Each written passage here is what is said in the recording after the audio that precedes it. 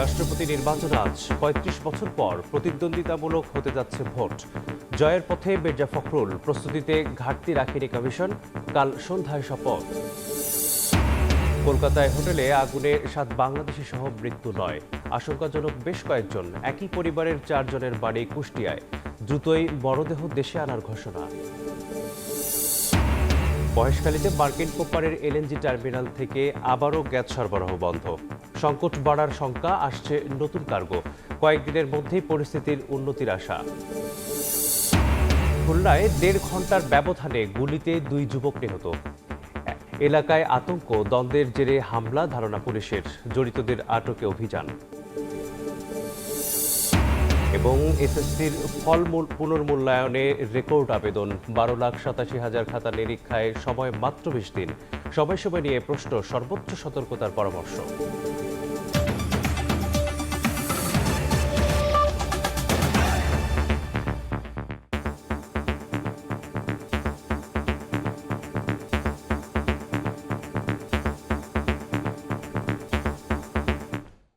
ভোরের সময় সঙ্গে আছি আমি মেসবাহুল আলী।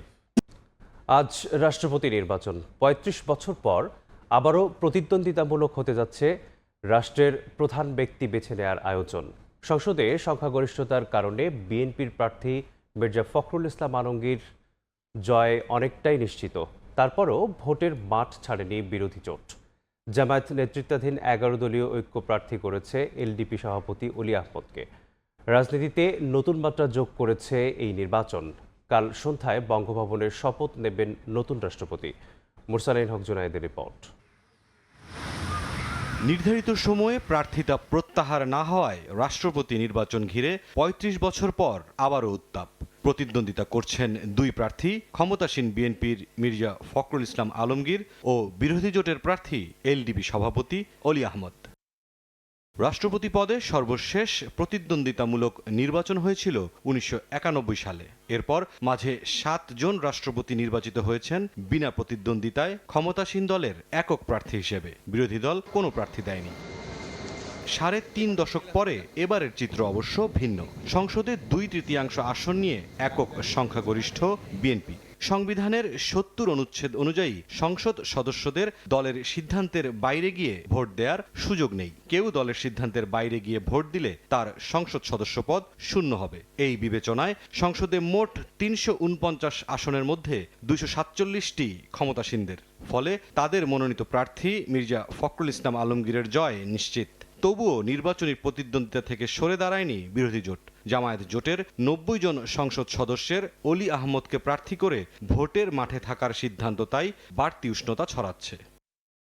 দুপুর ২টা থেকে বিকেল ৫টা পর্যন্ত জাতীয় সংসদের সংসদ কক্ষে ভোট গ্রহণ করা হবে। ভোট শুরুর আগে নির্বাচন কর্তা ও প্রধান নির্বাচন কমিশনার সংসদ সদস্যদের ভোট দেওয়ার পদ্ধতি সম্পর্কে অবহিত করবেন। এরপর শুরু হবে ভোট গ্রহণ। একই স্থানে গণনা শেষে জানিয়ে দেয়া হবে ফলাফল। এর পরপরই প্রকাশিত হবে গেজেট।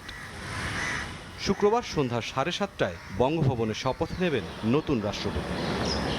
মুরসালিন হক জুনায়েদ, সময় সংবাদ, ঢাকা। ভারতের কলকাতার নিউ মার্কেট এলাকায় আবাসিক হোটেলে ভয়াবহ আগুনে প্রাণ গেল ৭ বাংলাদেশি সহ ৯ জনের। নিহতদের মধ্যে একই পরিবারের ৪ জনের বাড়ি কুষ্টিয়ায়। ২ জন সাতক্ষীরার এবং ১ জন সাভারের। দগ্ধ বেশ কয়েকজনকে আশঙ্কাজনক অবস্থায় হাসপাতালে ভর্তি করা হয়েছে। জীবিত উদ্ধার করা হয়েছে ৮০ জনকে। ফায়ার সার্ভিস জানিয়েছে ভবনটিতে ছিল না অগ্নি নিরাপত্তা ব্যবস্থা। কলকাতা থেকে সুব্রত আচার্যের রিপোর্ট। একের পর এক ভয়াবহ অগ্নিকাণ্ডের সাক্ষী হচ্ছে ভারতের পশ্চিমবঙ্গ। স্থানীয় সময় মঙ্গলবার রাতে কলকাতার মির্জা গালিব স্ট্রিটের হোটেল শিখা ইনে আগুন লাগে। মুহূর্তেই ধোঁয়া ছড়িয়ে পড়ে চারপাশে। ভবনের ভেতরে আটকা পড়েন অনেকে। এই ঘটনায় বেশ কয়েকজন বাংলাদেশি নাগরিক হতাহত হয়েছেন। নিহতদের মধ্যে নারী ও শিশু রয়েছে। তারা চিকিৎসার জন্য কলকাতায় এসেছিলেন। সার্বিক বিষয়ে খোঁজখবর রাখছে বাংলাদেশ উপ হাইকমিশন। ৯ জন মৃত্যুবরণ করেছেন। ৬ জনের পরিচয় জানা গেছে এখনো পর্যন্ত, অন্যদের পরিচয় জানা যায়নি। আমরা বাংলাদেশের পররাষ্ট্র মন্ত্রণালয়ের সাথে যোগাযোগ করে এবং তাদের পরিবারের সাথে যোগাযোগ করে তাদের মৃতদেহ কী করে ঢাকায় পৌঁছানো হবে সে ব্যাপারে আমরা পরবর্তী ব্যবস্থাটা গ্রহণ করি। খবর পেয়ে ঘটনাস্থলে পৌঁছে উদ্ধার ও আগুন নিয়ন্ত্রণে কাজ করেন দমকল কর্মীরা। আগুনের সময় ভেতরে সবাই ঘুমাচ্ছিলেন। ধোঁয়ায় বেশ কয়েকজন অচেতন হয়ে পড়লে তাদের উদ্ধার করে স্থানীয় হাসপাতালে নেওয়া হয়। জীবিত উদ্ধার করা হয় বেশ কয়েকজনকে। ঘন ধোঁয়ার কারণে হোটেলের ওপর তলায় পৌঁছতে বেশ বেগ পেতে হয় দমকল কর্মীদের। আগুনের ফুলকি আস্তে আস্তে উপরের দিকে উঠতেছে আর অতিরিক্ত ধোঁয়া।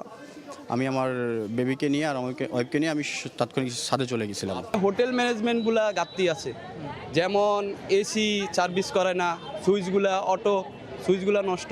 5 তলা ভবনের এই প্রতিটি তলায় রয়েছে বিভিন্ন হোটেল। আবাসিকদের দাবি, আগুন লাগার পরও হোটেল কর্তৃপক্ষের কারো দেখা মেলেনি, ছিল না অগ্নি নির্বাপন ব্যবস্থাও। দায়ীদের বিরুদ্ধে ব্যবস্থা নেওয়ার কথা জানিয়েছেন স্থানীয় এই বিজেপি নেতা।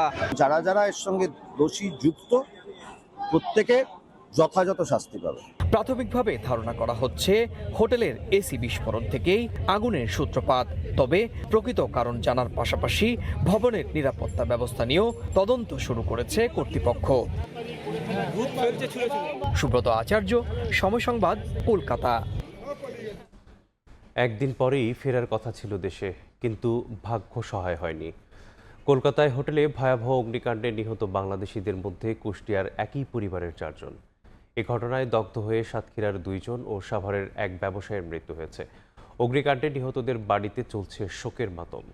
এদিকে নিহতদের মরদেহ দ্রুত দেশে ফিরিয়ে আনার কথা জানিয়েছেন পররাষ্ট্র প্রতিমন্ত্রী। আকস্মিক অগ্নিকাণ্ড, দগ্ধ হয়ে মুহূর্তে ঝরল বাংলাদেশিদের তাজা প্রাণ। একে একে বাড়তে থাকে মৃতের সংখ্যা। হৃদয় বিদারক এই ঘটনায় একই পরিবারের 4 জন কুষ্টিয়ার বাসিন্দা, যারা চিকিৎসা নিতে গত 3রা আগস্ট গিয়েছিলেন ভারতের বেঙ্গালুরে। ফেরার কথা ছিল 19 তারিখ বুধবার, তাই 18 আগস্ট ওঠেন কলকাতার একটি হোটেলে। কিন্তু ভাগ্যের নির্মম পরিহাস, গভীর রাতে ভয়াবহ আগুনে মারা যান হোটেলে থাকা 8 বাংলাদেশি সহ 9 জন। এর মধ্যে সদর উপজেলার আরুয়াপাড়া এলাকার বাসিন্দা গণমাধ্যম কর্মী দেবাশিস দত্ত ও তার স্ত্রী, শিশু সন্তান ও শ্বশুর রয়েছেন। সপরিবারে মারা গেছে। শুধু বন্ধুই না ভাই, তবে সেও আমাকে দাদা বলে ডাকতো এবং আমিও তাকে দাদা বলে ডাকতাম। কলম সৈনিকদের কাছে সে একটা প্রতিভাবান একজন সাংবাদিক। আসলে তার এই অকাল মৃত্যুতে আমাদের ভাষা নেই সমস্ত পরিবারের প্রতি সমবেদনা জানানোর। এদিকে কলকাতার একই ঘটনায় নিহত হয়েছেন সাভারের আমিনবাজারের ব্যবসায়ী আহমেদ বাবু। স্বজনরা জানান, কসমেটিক্স পণ্য আনতে তিনি কলকাতায় গিয়েছিলেন। তার মৃত্যুতে পরিবারে বইছে শোক। এ বিষয়ে পররাষ্ট্র প্রতিমন্ত্রী জানান, অগ্নিকাণ্ডে নিহত বাংলাদেশিদের মরদেহ দ্রুত দেশে ফিরিয়ে আনা হবে।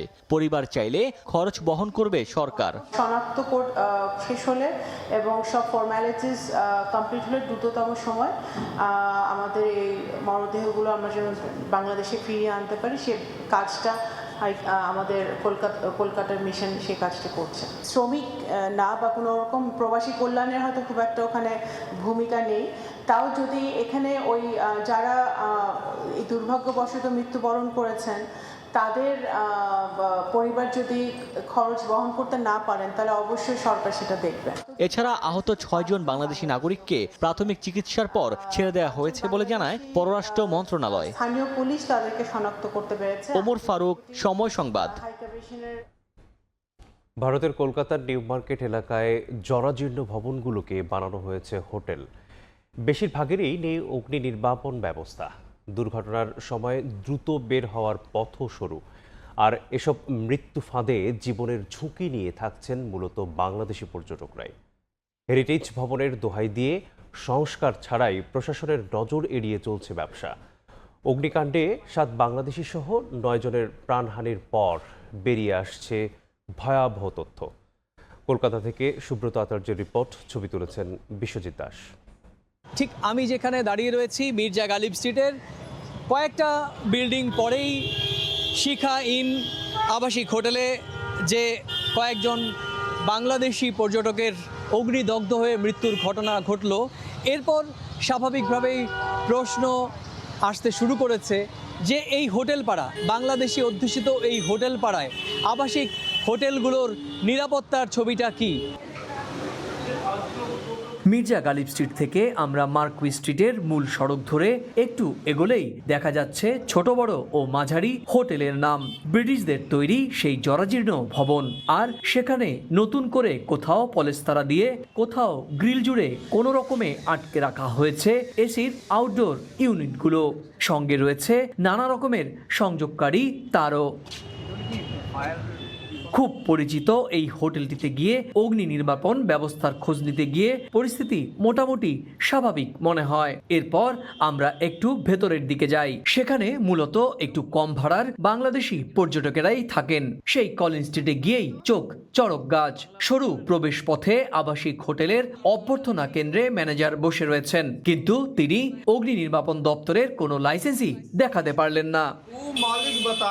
হোটেলগুলোতে যে লিফট রয়েছে সেখানে একসঙ্গে দুজনেরও বেশি ওঠা যাবে না। তাছাড়া সেটিও ঝুঁকিপূর্ণ অবস্থায় রয়েছে। ওই হোটেলের আবাসিক কয়েকজন বাংলাদেশি পরে জানালেন তাদের অভিজ্ঞতার কথা। আমরা চিকিৎসার জন্য আসি, আমরা তো বাধ্য একটু কিভাবে সেভে থাকতে পারি, কিভাবে অল্প ইসে করতে পারি, চিকিৎসা ব্যয় করতে পারি। মার্কুই স্ট্রিটের আরেকটি হোটেলের ভেতরে ঢুকতে সেখানে একই অবস্থা। হোটেলের নিচে ব্যবসা করেন এমন দুজন ভারতীয় বললেন জীবনের ঝুঁকি নিয়েই তারা সেখানে রয়েছেন। একটা ফ্ল্যাট আছে, 4টে রুম করে হোটেল করে নিয়েছে। That's not done. আশঙ্কা আছে এই যে ওয়েলগুলো যে তারগুলো আছে এইগুলোর থেকে একটুখানি মানে ডেঞ্জার অবস্থা আছে। স্থানীয় ব্যবসায়ী সংগঠনের দেয়া হিসেব বলছে ওই এলাকায় প্রায় 300 ছোট বড় আবাসিক হোটেল রয়েছে, যার মূল গ্রাহক বাংলাদেশ থেকে আসা পর্যটকেরা। কিন্তু যে পর্যটকদের ঘিরে তাদের রুটি রুজি, সেখানেই এমন মৃত্যুফাত কেন? এর উত্তরে সংশ্লিষ্টরা অবশ্য দায় পুরোপুরি এড়াননি। প্রশাসন এখানে যা হেল্প চাইবে আমরা করব। আগামী দিন এরকম পাওয়ার তো প্রশাসনের হাতে, পাওয়ার কিভাবে করতে হবে একটু স্মুথ এদেরও দিতে হবে। হোটেল আলাদাদের স্যাক্রিফাইস করতে হবে। হাত কুটিয়ে বসে থাকলে এইভাবে না তো মানুষের প্রাণের পর প্রাণ চলে যাবে। আমরা আগেই একটা ঘটনা ঘটাতে যৌথ টিম যাকে গঠিত করেছি। এবার আমরা একটা পুরো ইন্সপেকশন অডিট করছি গোটা এমসি এরিয়াতে, কেননা এরকম ঘটনা বারবার ঘটাটা ঠিক নেই। আমাদের আইনের বিভিন্ন প্রভিশনসগুলোকে এবার স্ট্রিক্টলি এনফোর্স করার রাস্তায় আছে। পুরনো ও হেরিটেজ ভবন হওয়ায় মূল কাঠামোগত পরিবর্তন বা সংস্কার করা কঠিন, এমন অজুহাতে দীর্ঘদিন ধরেই প্রশাসনের নজর এড়িয়ে ব্যবসা চালিয়ে যাচ্ছেন কেউ কেউ। তবে 19শে আগস্ট কলকাতায় এই বাংলাদেশি হোটেল পল্লীতে যে ভয়াবহ দুর্ঘটনা ঘটল, তার দায় আসলে কে নেবে এমন প্রশ্ন করছেন অনেকেই। এই অবস্থায় বাংলাদেশি পর্যটকরা এখানে কতটা নিরাপদ সেটি নিয়ে এখন বড়সড় প্রশ্ন উঠছে। মধ্য কলকাতার এই কিড স্টেট থেকে সুব্রত আচার্য, সময় সংবাদ। শর্ত দিয়ে বন্ধুত্ব হয় না, সার্বভৌমত্বের প্রতি শ্রদ্ধার ভিত্তিতে নির্ধারণ হবে দ্বিপক্ষীয় সম্পর্ক। ভারত সফর নিয়ে সাংবাদিকদের প্রশ্নের জবাবে এমন মন্তব্য করেছেন বিএনপির স্থায়ী কমিটির সদস্য ও প্রধানমন্ত্রীর উপদেষ্টা রুহুল কবির রিজভী। সব বাধা মোকাবেলা করে সরকার নির্বাচনী প্রতিশ্রুতি সহ জনবান্ধব সব কর্মসূচি বাস্তবায়ন করবে বলেও জানান তিনি। জাতীয়তাবাদী স্বেচ্ছাসেবক দলের 46তম প্রতিষ্ঠা বার্ষিকী উপলক্ষে নেতাকর্মীদের নিয়ে রাজধানীর শেরে বাংলা নগরে শহীদ রাষ্ট্রপতি জিয়াউর রহমান ও সাবেক প্রধানমন্ত্রী বেগম খালেদা জিয়ার কবরে শ্রদ্ধা নিবেদন করেন বিএনপির স্থায়ী কমিটির সদস্য ও প্রধানমন্ত্রী উপদেষ্টা রুহুল কবির রিজভী আহমেদ। পুষ্পস্তবক অর্পণের পর কবর জিয়ারত করেন তারা। পরে প্রধানমন্ত্রীর ভারত সফরের আমন্ত্রণ প্রসঙ্গে সাংবাদিকদের প্রশ্নের জবাবে রুহুল কবির রিজভী বলেন, স্বার্থ ছাড়া ভারত বন্ধুত্বপূর্ণ আমন্ত্রণ জানালে সরকার সাধুবাদ জানাবে, তবে কোনো স্বার্থ থাকলে বাংলাদেশ সে পথে এগোবে না। সার্বভৌমত্বকে শ্রদ্ধা করার ভিত্তিতে সকল দেশের সাথেই আমাদের প্রধানমন্ত্রী তিনি সম্পর্ক রাখবেন, তিনি যাবেন, আমরাও সবাইকে আমন্ত্রণ জানাবো। কিন্তু ভিতরে যদি কোনো শর্ত থাকে তাহলে সেই শর্ত দিয়ে কখনো বন্ধুত্ব হয় না। বন্ধুত্ব হবে আমরা প্রত্যেকের স্বাধীনতা এবং সার্বভৌমত্বে বিশ্বাস করব, প্রত্যেকের সার্বভৌমত্বকে সম্মান করব। সব বাধা মোকাবিলা করে নির্বাচনী প্রতিশ্রুতি ও 31 দফা সহ জনবান্ধব সব কর্মসূচি সরকার বাস্তবায়ন করবে বলেও জানান রিজভী। প্রধানমন্ত্রী নির্বাচনের প্রাক্কালে দিয়েছেন ম্যানিফেস্টোর মাধ্যমে, 31 দফার মাধ্যমে যে প্রতিশ্রুতিগুলো দিয়েছেন সেই প্রতিশ্রুতি বাস্তবায়নের পথে আমরা কাজ করছি। প্রতারণায় আওয়ামী লীগের রাজনৈতিক সংস্কৃতি বলে মন্তব্য করেন বিএনপির এই নেতা। উম্মে হানি, সময় সংবাদ, ঢাকা। এবার মজুদ না থাকায় বন্ধ হয়ে গেল মার্কিন কোম্পানি এক্সিলারেট এনার্জির এলএনজি টার্মিনাল থেকে গ্যাস সরবরাহ। এরই মধ্যে জাতীয় গ্রিডে সরবরাহ নেমে গেছে 2000 মিলিয়ন ঘনফুটের ঘরে। এতে আবারও গ্যাস সংকট তীব্র হওয়ার শঙ্কা দেখা দিয়েছে। যদিও পেট্রোবাংলা জানিয়েছে আসছে নতুন কার্গো, এর ফলে কয়েকদিনের মধ্যেই উন্নতি হবে পরিস্থিতির। গ্যাসের অভাবে সিএনজি ফিলিং স্টেশনে যানবাহনের দীর্ঘ সারি, বাসাবাড়িতেও তীব্র সংকট, ধুঁকছে উৎপাদন খাত। বিদ্যুৎ কেন্দ্রগুলো পর্যাপ্ত গ্যাস না পাওয়ায় লোডশেডিংয়ে নাকাল জনজীবন। প্রায় মাসখানেক ধরে দেশজুড়ে এমন করুণ চিত্র। যদিও সপ্তাহের শুরুতে অবস্থা কিছুটা উন্নতি হওয়ার আভাস মিলছিল, কিন্তু বুধবার থেকে আবারও সংকট তীব্র হওয়ার শঙ্কা। এবার সংকটের মূল কারণ মার্কিন কোম্পানি এক্সিলারেট এনার্জির এলএনজি টার্মিনাল বন্ধ হয়ে যাওয়া। যদিও গত মাসে টার্মিনালটি বন্ধ হয়েছিল আগুন লাগার পরিপ্রেক্ষিতে কারিগরি জটিলতায়, কিন্তু এবার টার্মিনালটি বন্ধ হয়ে গেল মজুদ না থাকায়। এতে ব্যাপকভাবে কমেছে জাতীয় গ্রিডে গ্যাস সরবরাহ। দৈনিক 4000 মিলিয়ন ঘনফুট চাহিদার বিপরীতে সরবরাহ নেমে গেছে 2100 মিলিয়ন ঘনফুটের ঘরে। যদিও পেট্রোবাংলা বলছে আসছে নতুন কার্গো, আগামী কয়েকদিনের মধ্যেই স্বাভাবিক হবে গ্যাস সরবরাহ। ফারুক ভিয়া, রবিন, সময় সংবাদ, ঢাকা। গ্যাস সংকট মোকাবিলায় স্পট মার্কেট থেকে 14 কার্গো এলএনজি কেনার সিদ্ধান্ত নিয়েছেন সরকার। জ্বালানি তেলের মজুদ সক্ষমতা 2 মাস থেকে বাড়িয়ে 3 মাস করার পরিকল্পনা চলছে। সকালে প্রধানমন্ত্রীর সভাপতিত্বে অনুষ্ঠিত একনেক বৈঠকে শেষে এ তথ্য জানান পরিকল্পনা প্রতিমন্ত্রী। সভায় ঢাকা মেডিকেল কলেজ ও ছাত্রাবাস সংস্কার সহ 10টি প্রকল্পে অনুমোদন দিয়েছে একনেক। সকালে শেরেবাংলা নগরে পরিকল্পনা কমিশনে বসে জাতীয় অর্থনৈতিক পরিষদের নির্বাহী কমিটি বা একনেকের সভা। প্রধানমন্ত্রী তারেক রহমানের সভাপতিত্বে এতে অংশ নেন মন্ত্রী পরিষদের সদস্যরা। 2026-27 অর্থ বছরের দ্বিতীয় একনেক সভায় উত্থাপন করা হয় 12টি প্রকল্প। নীতিগত যাচাই বাছাই শেষে 10টি প্রকল্প পায় একনেকের সবুজ সংকেত। এতে ব্যয় ধরা হয়েছে 9333 কোটি 58 লাখ টাকা, যার মধ্যে জিওবি মানে সরকারি অর্থ ব্যয় আছে 8488 কোটি 71 লাখ টাকা। বৈঠক শেষে পরিকল্পনা প্রতিমন্ত্রী ব্রিফিং করেন সাংবাদিকদের। জানান, ব্রিটিশ শাসনামলে প্রতিষ্ঠিত ঢাকা মেডিকেল কলেজ ও ছাত্রাবাসের সংস্কার এবং ভবন পুনর্নির্মাণের উদ্যোগ নিয়েছে সরকার। এজন্য দেয়া হয়েছে প্রয়োজনীয় বরাদ্দ। ঢাকা মেডিকেল কলেজের ব্যবহার অনুপযোগী স্থাপনাসমূহ প্রতিস্থাপন ও পুনর্নির্মাণ, এটা নতুন প্রকল্প প্রস্তাব। এই প্রস্তাবের প্রাক্কলিত ব্যয় হচ্ছে 1154 কোটি 83 লক্ষ 1000 টাকা। এটা সম্পূর্ণ জিওবি ফান্ডে বাস্তবায়িত হবে। অর্থনীতিকে আবারও উৎপাদনশীল পর্যায়ে নিতে সরকারকে সময় দিতে হবে বলে দাবি প্রতিমন্ত্রীর। জানান, জ্বালানি তেলের মজুদ সক্ষমতা বাড়ানোর পরিকল্পনা নিয়ে কাজ করা হচ্ছে। আমাদের যে আপৎকালীন মজুদ সেটা 1.5 মাস ছিল তেলের মধ্যে, সেটাকে 3 মাসে নেওয়ার জন্য ইতিমধ্যে প্রকল্প নেওয়া হয়েছে আরেকটা ইউনিট করার, এবং এটা 6 মাসে নেওয়ার পরিকল্পনা আছে সরকারের। এদিকে জরুরি প্রয়োজন বিবেচনায় 7টি প্রতিষ্ঠানের কাছ থেকে সরাসরি ক্রয় পদ্ধতিতে 14 কার্গো এলএনজি কেনার নীতিগত অনুমোদন দিয়েছে ক্রয় সংক্রান্ত মন্ত্রিসভার কমিটি। এই প্রকল্পের আওতায় প্রশিক্ষণ নেন। অন্তরা সেন, সময় সংবাদ, ঢাকা। ভোরের সভায় আরও থাকছে, খুলনা বিভাগে ডেঙ্গুর প্রকোপ, 8 মাসে মৃত্যু 14, আক্রান্ত 5 শতাধিক। নগরীর 4 ওয়ার্ড রেড জোন চিহ্নিত। মশক নিধনে কোটি টাকা খরচও মিলছে না প্রতিকার। ফ্যাসিবাদদের দালালি করতে সাংবাদিকতা পেশাকে যারা ব্যবহার করেছে তাদের চিহ্নিত করা হবে বলে মন্তব্য করেছেন তথ্য ও সম্প্রচার মন্ত্রী জহিরুদ্দিন স্বপন। বুধবার সকালে তথ্য ভবনে সাংবাদিক সুরক্ষা ও কল্যাণ ফাউন্ডেশনের অনুষ্ঠানে একথা বলেন তিনি। সাংবাদিকতার মতো মহান পেশাকে যারা ফ্যাসিবাদের দালালে পরিণত করতে চায় তাদেরকে চিহ্নিত করতে হবে। সাংবাদিকতার মতো এরকম মহান পেশাকে যারা ব্ল্যাকমেইলিং এর দিকে নিয়ে যেতে চায় তাদেরকে চিহ্নিত করতে হবে। আবার আরেক দল সাংবাদিকতার নামে আইডেন্টিটি কার্ড জোগাড় করে খুঁজে বেড়ায় কি করলে পরে চাঁদাবাজি করা যায়। আমরা তাদেরকে আইনের আওতায় আনার জন্য কাজ করছি, যাতে কেবলমাত্র অপরাধীরাই চিহ্নিত হয়। শুধু প্রিন্ট মিডিয়া নয়, ইলেকট্রনিক মিডিয়া থেকে শুরু করে social media, over the top, OTT সমস্ত জায়গাতেই আমরা একটা নিউ ডিজিটাল আধুনিক মিডিয়া ইকোসিস্টেম তৈরি করতে চাচ্ছি।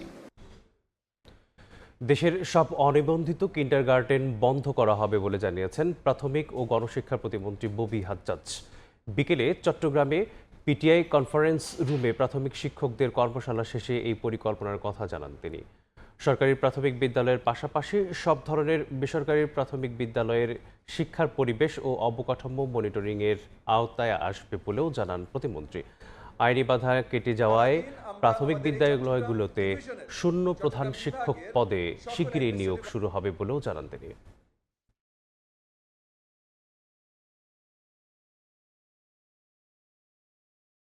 রেজিস্ট্রেশন ছাড়া সকল বিদ্যালয় বা বিদ্যালয়ের ধরনের কার্যক্রম পরিচালনা করছেন, যেই নামই দেন না কেন, বিদ্যালয় ধরনের কার্যক্রম পরিচালনা করছেন, সেগুলো যদি রেজিস্ট্রেশন বিহীন থাকে তাহলে সেগুলোকে বন্ধ করে দেওয়া হবে। বিগত দিনগুলোতে এগুলোর শক্ত মনিটরিং হয়নি এবং অনেক স্কুল রেজিস্টার করেছে, রেজিস্ট্রেশন তাদের আছে, কিন্তু আমরা তাদেরকে শক্তভাবে মনিটরিং করিনি এবং মনিটরিং পলিসিও আমরা তৈরি করিনি।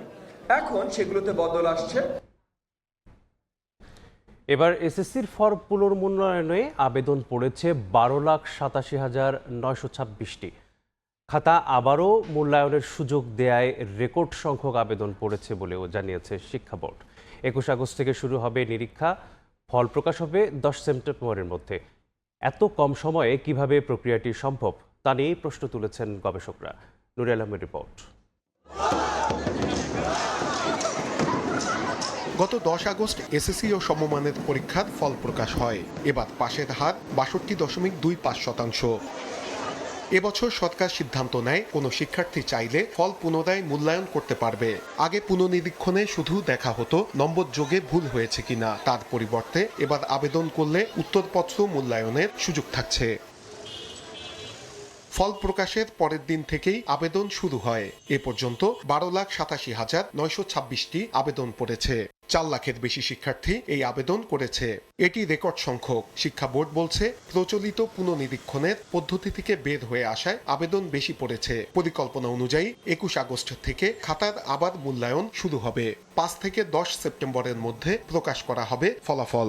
আমরা এই কাজটাকে সুষ্ঠু এবং নিরপেক্ষভাবে তুলে আনার জন্য প্রয়োজনীয় কর্মী যাদেরকে দিয়ে আমরা উত্তরপত্র পুনর্মূল্যায়ন করব, এক্সামিনার, তাদের সংখ্যা অনেক বাড়িয়ে দিয়েছি। শিক্ষা গবেষকরা বলছেন, এত অল্প সময়ে বিপুল সংখ্যক উত্তরপত্র পুনরায় মূল্যায়ন করা চ্যালেঞ্জিং।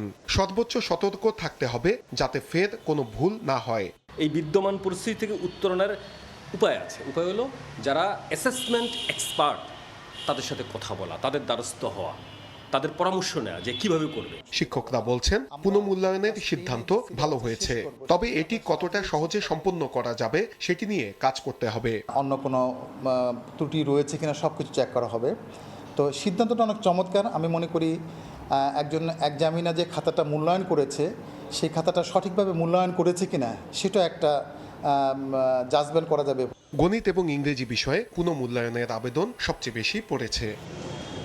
বোর্ড পরীক্ষার খাতা মূল্যায়নে একটি ভুল একজন শিক্ষার্থীর জীবনে অনেক বড় ক্ষতির কারণ হতে পারে। তাই ফলাফল শুধু পুনর্মূল্যায়ন করলেই হবে না, এসব ভুলের সঙ্গে যারা জড়িত তাদেরকে চিহ্নিত করে আইনগত ব্যবস্থা নেওয়ার আহ্বান সংশ্লিষ্টদের। নূরে আলম, সময় সংবাদ, ঢাকা। দেখছেন ভোরের সময়। খুলনায় দুর্বৃত্তদের গুলিতে প্রাণ গেল 2 যুবকের। 1.5 ঘন্টার ব্যবধানে 2 হত্যাকাণ্ডে এলাকায় আতঙ্ক ছড়িয়ে পড়ে। ঘটনার কারণ অনুসন্ধান এবং জড়িতদের আটকে অভিযানে নেমেছে পুলিশ। বুধবার বিকেলে খুলনা নগরীর লবণচড়া 80 বিঘা এলাকা মাঠে ফুটবল খেলছিলেন মঞ্জুরুল ইসলাম। সন্ধ্যা 6টার দিকে 8 থেকে 10 জন অস্ত্রধারী তাকে ধাওয়া দিলে মাঠ ছেড়ে চায়ের দোকানে আশ্রয় নেয় সে। সেখানে তাকে কুপিয়ে ও গুলি করে পালিয়ে যায় দুর্বৃত্তরা। গুরুতর আহত অবস্থায় উদ্ধার করে খুলনা মেডিকেল কলেজ হাসপাতালে নিলে চিকিৎসক তাকে মৃত ঘোষণা করেন। এর 1.5 ঘন্টা পর একই এলাকায় 300 গজ দূরে পরপর দুটি গুলির শব্দ শুনতে পান স্থানীয়রা। খবর পেয়ে পুলিশ ঘটনাস্থলে এসে নাজমুল হোসেন নামে এক যুবকের মরদেহ পড়ে থাকতে দেখেন। তার শরীরে গুলি ও ধারালো অস্ত্রের আঘাতের চিহ্ন রয়েছে। ওই রাস্তা দিয়ে এক দল আইছে, ওই দিয়ে ওই পাশে যাই ওখানে পলাই রয়েছে। আমাকে যা যাওয়ার গিয়েছে ভাইজান, এখন তো আমরা তো আর ফেরত পাবো না। আর এতে যদি সুবিচার যদি পাই তো ভালো, বুঝতে পারছেন, সুবিচার পালে আমাকে দ্বারাও ভালো। গুলির ঘটনায় আতঙ্ক ছড়িয়ে পড়ে পুরো এলাকায়। পুলিশ বলছে হত্যার কারণ অনুসন্ধান ও জড়িতদের আটকের চেষ্টা চলছে।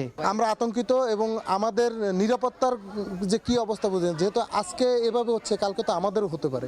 আমরা থানা পুলিশ, তারপরে র্যাব আছে, আমাদের ডিবি টিম, আমরা রাত্রে অভিযান পরিচালনা করব।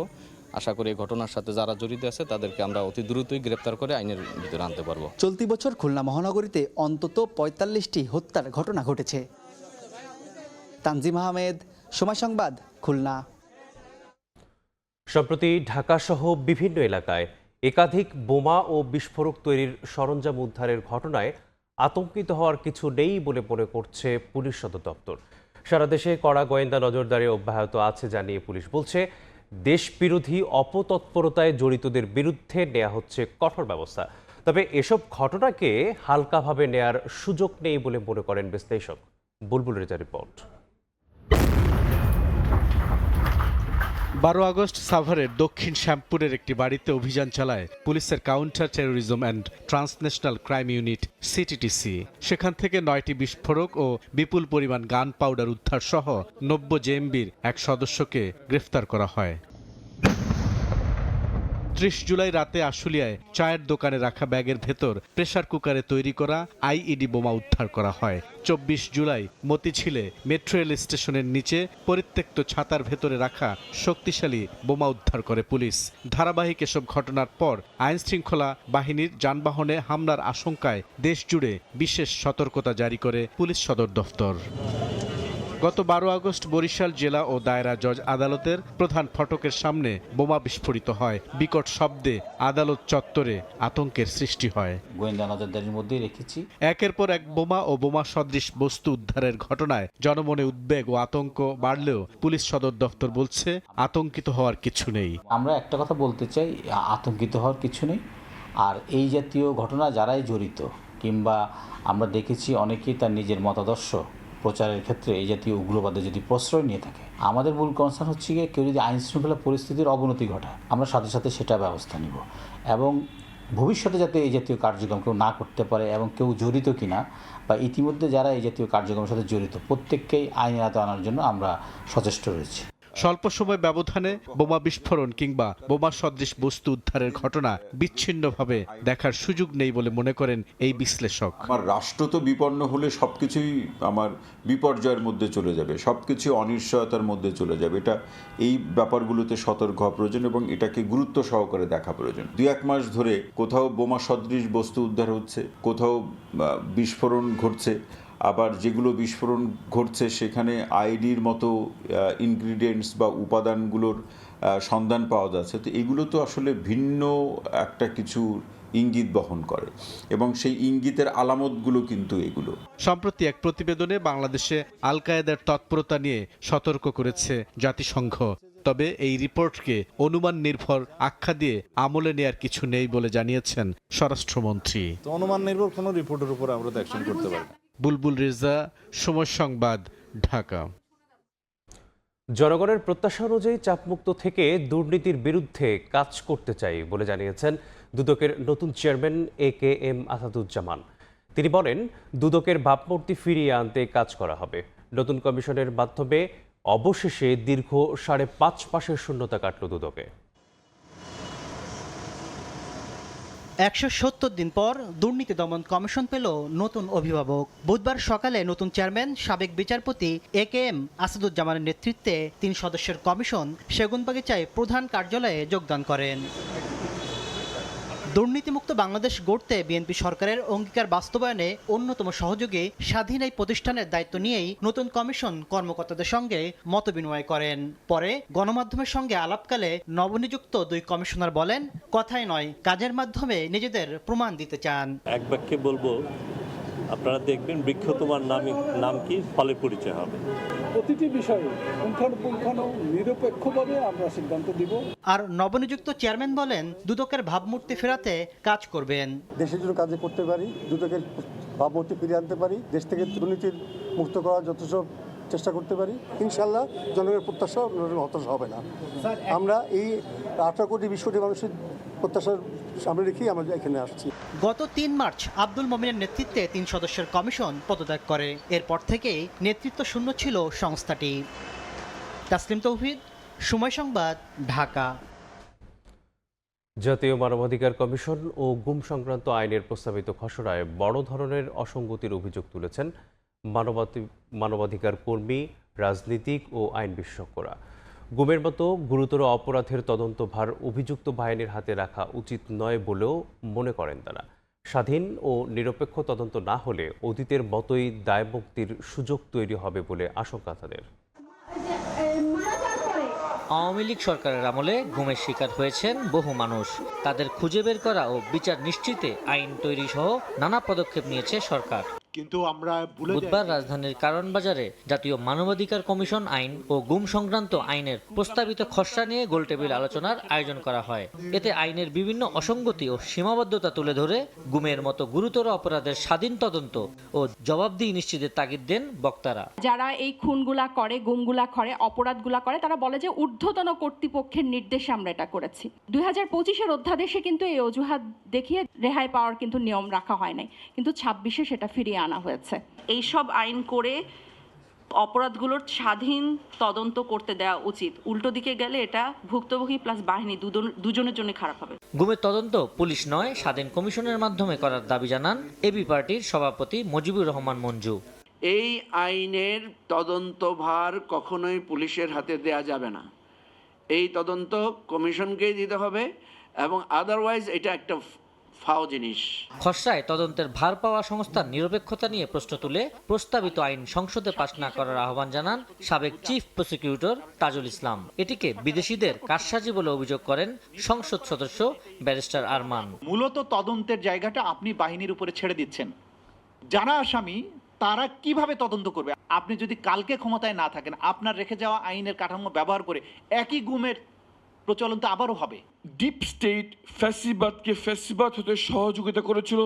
সেই ডিপ স্টেট এখনো কতটুকু শক্তিশালী তার প্রমাণ এই খসড়া আইন। নিরাপত্তা বাহিনী কোনো সরকারের তোষামদ নয়, জনগণের নিরাপত্তা নিশ্চিতে কাজ করবে বলে প্রত্যাশা জানান আলোকচিত্রী শহীদুল আলম। নিরাপত্তা বাহিনী তাদেরকে আপনারা সুযোগ দেন, তাদের কাজ করতে দেন, তারা পেশাজীবী হিসেবে যা করা দরকার সেটা তারা করুক। আপনাকে সুরক্ষা দেওয়ার জন্য না, জনগণকে সুরক্ষা দেওয়ার জন্য। গুম ও মানবাধিকার লঙ্ঘনের দায় কোনো ব্যক্তি বা বাহিনী যেন এড়াতে না পারে, আইন তৈরিতে তা নিশ্চিতের তাগিদ দেন বক্তারা। আবু সাইদ নিশান, সময় সংবাদ, ঢাকা। ভোরের সময় আরও থাকছে, ভারতের পশ্চিমবঙ্গের ভোটার হয়ে খুলনায় স্কুলের প্রধান শিক্ষক, তদন্তের পর দীপক চন্দ্রকে শোকজ, অভিযোগ অস্বীকার করে ষড়যন্ত্রের দাবি। হামে আক্রান্ত শিশুর ৮০% টিকা পায়নি, আর মারা যাওয়া ৮২% জন্মের পর প্রথম ৬ মাস পরিপূর্ণ বুকের দুধ পায়নি। বাংলাদেশ শিশু হাসপাতাল ও আইসিডিডিআরবির গবেষণায় উঠে এসেছে এমন উদ্বেগজনক তথ্য। গবেষণায় আরও দেখা গেছে আক্রান্ত শিশুর বড় অংশ ভুগছিল অপুষ্টিতে। স্বাস্থ্য প্রতিমন্ত্রী জানান, সবকিছু ঠিক করলে প্রাদুর্ভাব কমতে 2 থেকে 3 মাস সময় লাগতে পারে। দেশে 5 মাসের বেশি সময় ধরে চলছে হামের সংক্রমণ। হাম ও উপসর্গে মৃত্যু ছাড়িয়েছে 900, আক্রান্ত 1,60,000-এর বেশি। সংক্রমণ শুরুর 5 মাস পর হাম আক্রান্ত হয়ে হাসপাতালে ভর্তি 354 শিশুর ওপর গবেষণা পরিচালনা করে বাংলাদেশ শিশু হাসপাতাল ও আইসিডিডিআরবি। বুধবার শিশু হাসপাতালের অডিটোরিয়ামে গবেষণার ফল তুলে ধরেন গবেষকরা। গবেষণায় দেখা যায় হাম আক্রান্ত শিশুর 80%ই টিকা পায়নি। মারা যাওয়া শিশুর মধ্যে 82%ই প্রথম 6 মাস পরিপূর্ণ বুকের দুধ পায়নি, আর আক্রান্তদের পায়নি 38% শিশু। গবেষণায় আরও পাওয়া যায় আক্রান্ত শিশুর বড় অংশই অপুষ্টিতে ভুগছিল। 82% বাচ্চা যারা মারা গেছে তারা ব্রেস্ট ফিড করে নাই, আর 18% বাচ্চা মারা গেছে তারা ব্রেস্ট ফিড কমপ্লিট করেছে। 80% ওয়ার আনভ্যাকসিনেটেড। এইখানে আনভ্যাকসিনেটেড হওয়ার দুইটা কারণ ছিল, আইদার সেই বাচ্চাটা টোটালি কোনো ভ্যাকসিন পায় নাই, মানে ভ্যাকসিন পাওয়ার বয়সটাই হয় নাই তার, এটা ছিল একটা। আরেকটা হচ্ছে ইগনোরেন্স বা কোনো অন্য কোনো প্রবলেমের কারণে 37% পায় নাই। গবেষণায় হামের ভাইরাসের জিনগত বৈশিষ্ট্য বিশ্লেষণ করে গবেষকরা জানান শনাক্ত সব ভাইরাসই B3 সাবক্লডের অন্তর্ভুক্ত। 18টা সিকোয়েন্স করেছি আমাদের ICDDRB ফ্যাসিলিটি ইউজ করে। আমরা কি দেখলাম যে এই ভাইরাসটা কতটুকু পরিবর্তন হয়েছে। সো এই মিউটেশনগুলো আমরা অ্যানালাইসিস করতে গেলে আমরা ফাইলোজেনেটিক ট্রি বলি, সেটা দিয়ে আমরা দেখি যে whether this is similar or this is very different, যে এই ভাইরাসগুলো similar, there is no major changes. স্বাস্থ্য প্রতিমন্ত্রী জানান প্রতিরোধে গুরুত্ব না দিলে হামে মৃত্যু ঠেকানো সম্ভব নয়। এজন্য শিশু স্বাস্থ্য সুরক্ষায়, প্রতিরোধ ও প্রাথমিক স্বাস্থ্যসেবায় গুরুত্ব দিচ্ছে সরকার। প্রাদুর্ভাব কমতে আরও 2 থেকে 3 মাস সময় লাগতে পারে বলেও জানান তিনি। সবকিছু ঠিক করলেও হয়তো মিনিমাম আরো 2 মাস সময় লাগবে, হয়তো 3 মাস সময় লাগবে। এর মধ্যেই আমাদের মৃত্যুর সংখ্যা কমিয়ে আনতে হবে, এর মধ্যেই আমাদের বেটার ম্যানেজমেন্ট দিতে হবে। কিন্তু অবাস্তব প্রত্যাশা রাখা যাবে না যে কোনো একটা ম্যাজিক বুলেটে যে সমস্যাটা দীর্ঘদিন ধরে ভুল করে আমরা করে ফেলেছি সেটার সমাধান কালকে বা সামনের সপ্তাহে হয়ে যাবে। হাম প্রতিরোধে নিয়মিত টিকাদানের পাশাপাশি শিশুর পুষ্টি ও বুকের দুধ পানে আরও সচেতনতায় জোর দেন বিশেষজ্ঞরা। এই হাসপাতালে মনির হোসেন, সময় সংবাদ, ঢাকা। খুলনা বিভাগে ডেঙ্গুর প্রকোপ। ড্রেন, নালা, ময়লার স্তূপ আর জমে থাকা পানিতে বংশবিস্তার। পাল্লা দিয়ে বাড়ছে ডেঙ্গু আক্রান্তের সংখ্যাও। বিভাগের 10 জেলায় 5 শতাধিক ডেঙ্গু রোগী হাসপাতালে ভর্তি হয়। মশক নিধনে কোটি কোটি টাকা খরচ করলেও মিলছে না প্রতিকার। নিয়ামুল হোসেন কচির ছবিতে আব্দুল্লাহ আল মামুন রুবেলের প্রতিবেদন। নোংরা ড্রেনের পানি, পরিত্যক্ত পাত্রে জমে থাকা পানি আর ময়লার স্তূপ, এমন পরিবেশেই নির্বিঘ্নে বংশ বিস্তার করছে মশা। খুলনা নগরীর বিভিন্ন এলাকায় এখন প্রায় একই চিত্র। বৃষ্টির পর জমে থাকা পানি আর অপরিচ্ছন্ন ড্রেন, নালায় বাড়ছে মশার উপদ্রব। সন্ধ্যা হলেই মশার যন্ত্রণায় অতিষ্ঠ নগরবাসী। মশক নিধনে সিটি কর্পোরেশন কোটি কোটি টাকা খরচ করলেও তা কাজে আসছে না বলে অভিযোগ তাদের। ওষুধগুলো সরকার থেকে আসে ঠিকই, কিন্তু আমার মনে হয় না এটা পর্যাপ্তভাবে পাই। জমা দিয়ে যায় কিন্তু তাতে কোনো কাজ হয় না। ওই যে সময় দিয়ে যায় ওই সময় পর মুহূর্তে বাড়ি হয়ে যায়। এইরকম পানি 24 ঘন্টা যদি থাকে তা সে জায়গায় ডেঙ্গু হবে না হবে। কীটনাশক যদি দেয় তাহলে আমার মনে হয় একটু প্রকোপ কমবে। মশার এমন উপদ্রবের মধ্যেই খুলনা মেডিকেল কলেজ হাসপাতালে বাড়ছে ডেঙ্গু রোগীর চাপ। সবশেষ এক সপ্তাহে নতুন করে ভর্তি হয়েছেন 200 জন। জেলার অন্যান্য হাসপাতালে ভর্তি হয়েছেন আরও 298 জন। শুধু খুলনা জেলা নয়, বিভাগ জুড়েই বাড়ছে ডেঙ্গুর প্রকোপ। বিশেষ করে বাগেরহাট, যশোর, ঝিনাইদহ ও কুষ্টিয়ায় ডেঙ্গু আক্রান্ত রোগীর সংখ্যা বেশি। বর্তমানে খুলনা মেডিকেল কলেজ হাসপাতালে চিকিৎসাধীন 125 জন সহ পুরো বিভাগের বিভিন্ন হাসপাতালে আছেন 5 শতাধিক রোগী। স্বাস্থ্য বিভাগের তথ্য বলছে চলতি বছর খুলনায় ডেঙ্গুতে মারা গেছেন 14 জন। জ্বর, গায়ে ব্যথা সহ নতুন নতুন উপসর্গ দেখা যাচ্ছে রোগীদের মধ্যে। জ্বর হওয়ার পরে আমরা নাপা ঔষধ খাওয়াই, বেশি হয়, কমতেছে না। গা ব্যথা, মাথা ব্যথা প্রচন্ড। জ্বর আসছে, তারপরে জ্বর থেকে কষ্ট হয়েছে, তারপরে পরীক্ষা করাইছি, ডাক্তার দেখাইছি, পরীক্ষা দিচ্ছে, পরীক্ষা দেওয়ার পরে ধরা পড়লো। চিকিৎসকদের আশঙ্কা বর্ষা শেষে ডেঙ্গুর সংক্রমণ আরও বাড়তে পারে। তাই মশক নিধন জোরদার, পরিচ্ছন্নতা ও জ্বর সহ উপসর্গ দেখা দিলে দ্রুত চিকিৎসকের পরামর্শ নেওয়ার তাগিদ তাদের। কারো জ্বর হইলে অবহেলা করা যাবে না, যেহেতু ডেঙ্গু একটা জ্বর, এই জ্বরটি ডেঙ্গু কিনা এটা অবশ্যই পরীক্ষা করতে হবে। সুতরাং এখন থেকে শুরু হয়েছে, সামনে আরও 2 মাস কিন্তু এর প্রাদুর্ভাব খুব ভয়াবহ আকার ধারণ করবে। কেসিসির স্বাস্থ্য বিভাগের তথ্য বলছে 22, 28, 29 ও 30 নম্বর ওয়ার্ডে ডেঙ্গু রোগী বেশি। এসব এলাকাকে রেড জোন ঘোষণা করে চলছে বিশেষ মশক নিধন কর্মসূচি। নিয়মিত ফোয়াগিং, ড্রেন পরিষ্কার, লার্ভিসাইড প্রয়োগ ও পরিচ্ছন্নতা অভিযান চালানো হচ্ছে। প্রত্যেক দিনই স্প্রে করছি, প্রত্যেক দিনই আমরা 2 বেলা ফগার মেশিন দিচ্ছি এবং আমরা হটস্পট তৈরি করেছি। কোন কোন জায়গায় বেশি আমরা প্রতিদিন মনিটরিং করছি। খুলনা শহরের 10 লক্ষ মানুষ, তাদের প্রত্যেকেরই বাড়িঘর আছে। এই বাড়িঘরের আঙ্গিনা তাদের নিজেদেরকে বসে করতে হবে, তা না হলে এইটি এত বড় চ্যালেঞ্জ মোকাবেলা সম্ভব। সিটি কর্পোরেশনের তথ্য বলছে সবশেষ 2 বছরে মশক নিধন কার্যক্রমে সিটি কর্পোরেশনের ব্যয় হয়েছে 15 কোটি টাকারও বেশি। আব্দুল্লাহ আল মামুন রুবেল, সময় সংবাদ, খুলনা। চিকিৎসক পদ শূন্য। আয়া ও নিরাপত্তা প্রহরী দিয়েই চলছে খুলনার ডুমুরিয়া উপজেলার শরফপুর ও মাগুরখালী ইউনিয়ন স্বাস্থ্য ও পরিবার কল্যাণ কেন্দ্র। পর্যাপ্ত ওষুধ ও সরঞ্জামের সংকটও তীব্র। এ অবস্থায় কাঙ্ক্ষিত সেবা বঞ্চিত স্থানীয়রা বাধ্য হয়ে দূরের স্বাস্থ্যকেন্দ্রে যেতে হচ্ছে তাদের। এতে ভোগান্তির সঙ্গেই বাড়ছে চিকিৎসা ব্যয়, নষ্ট হচ্ছে সময়। নিয়ামুল হোসেন কচিত ক্যামেরায় তানজিম আহমেদের রিপোর্ট। ঘড়িতে দুপুর 1টা। স্থানীয়রা বলছেন আরও ঘণ্টাখানেক আগে স্বাস্থ্যকেন্দ্রটি বন্ধ করে চলে গেছেন দায়িত্বরতরা। শুধু একদিন নয়, প্রায় প্রতিদিনই এ চিত্র এখানে বন্ধও থাকে অনেক সময়। অভিযোগ রয়েছে খুলনার ডুমুরিয়া উপজেলার শরফপুর ইউনিয়ন স্বাস্থ্য ও পরিবার কল্যাণ কেন্দ্রটি মাঝে মাঝে ঘণ্টা দুয়েকের জন্য খোলা হয়। একই চিত্র মাগুরখালী ইউনিয়ন স্বাস্থ্য ও পরিবার কল্যাণ কেন্দ্রেরও। 3 তলা বিশিষ্ট ভবন দুটির বিভিন্ন স্থানে ধুলাবালির আস্তরণ, জানালার গ্লাস ভাঙা বেশিরভাগ, নেই বসার স্থানও। স্বাস্থ্যসেবা নিশ্চিত করতে নির্মিত ভবনগুলোতে রয়েছে আবাসিক সুবিধাও, কিন্তু নিশ্চিত করা হয়নি প্রয়োজনীয় জনবলের। উপজেলা স্বাস্থ্য বিভাগ বলছে 5টি করে পদের মধ্যে শরফপুর ইউনিয়নে 2টি পদে আয়া ও নৈশ প্রহরী রয়েছে এবং মাগুরখালীতে রয়েছে মাত্র 1জন আয়া। চিকিৎসা পরামর্শ দেওয়ার জন্য উপসহকারী কমিউনিটি মেডিকেল অফিসার, পরিবার কল্যাণ পরিদর্শিকা ও ফার্মাসিস্ট না থাকায় সেবা থেকে বঞ্চিত স্থানীয়রা। একই সঙ্গে ওষুধ ও সরঞ্জামের তীব্র সংকটও বিড়ম্বনা বাড়িয়েছে সেবা প্রত্যাশীদের। সামর্থ্য না থাকলেও তাদের ছুটতে হচ্ছে উপজেলা বা শহরের হাসপাতাল ক্লিনিকগুলোতে। মঙ্গলবার একটু পাওয়া যায়, আর পাওয়া যায় না। 2-1 ঘন্টা আসে, ঘন্টা কানে থেকে গুলি দিয়ে চলে যায়। একটা ডাক্তার আসে 2-3 সপ্তাহ পরে একদিন। ইচ্ছা মতনই আসি খোলে আর চলে যায়। ঠিক মতন খোলেও না, ওষুধও দেয় না। তাহলে আমাকে হসপিটালটা থেকে আমাকে কোনো উপকার যদি না আসে তাহলে লাভ কি আমাকে? পদশূন্য স্বাস্থ্যকেন্দ্রগুলিতে অন্য কেন্দ্র থেকে সপ্তাহে একদিন একজন উপসহকারী কমিউনিটি মেডিকেল অফিসার আসলেও অভিযোগ রয়েছে তিনি থাকেন না বেশি সময়।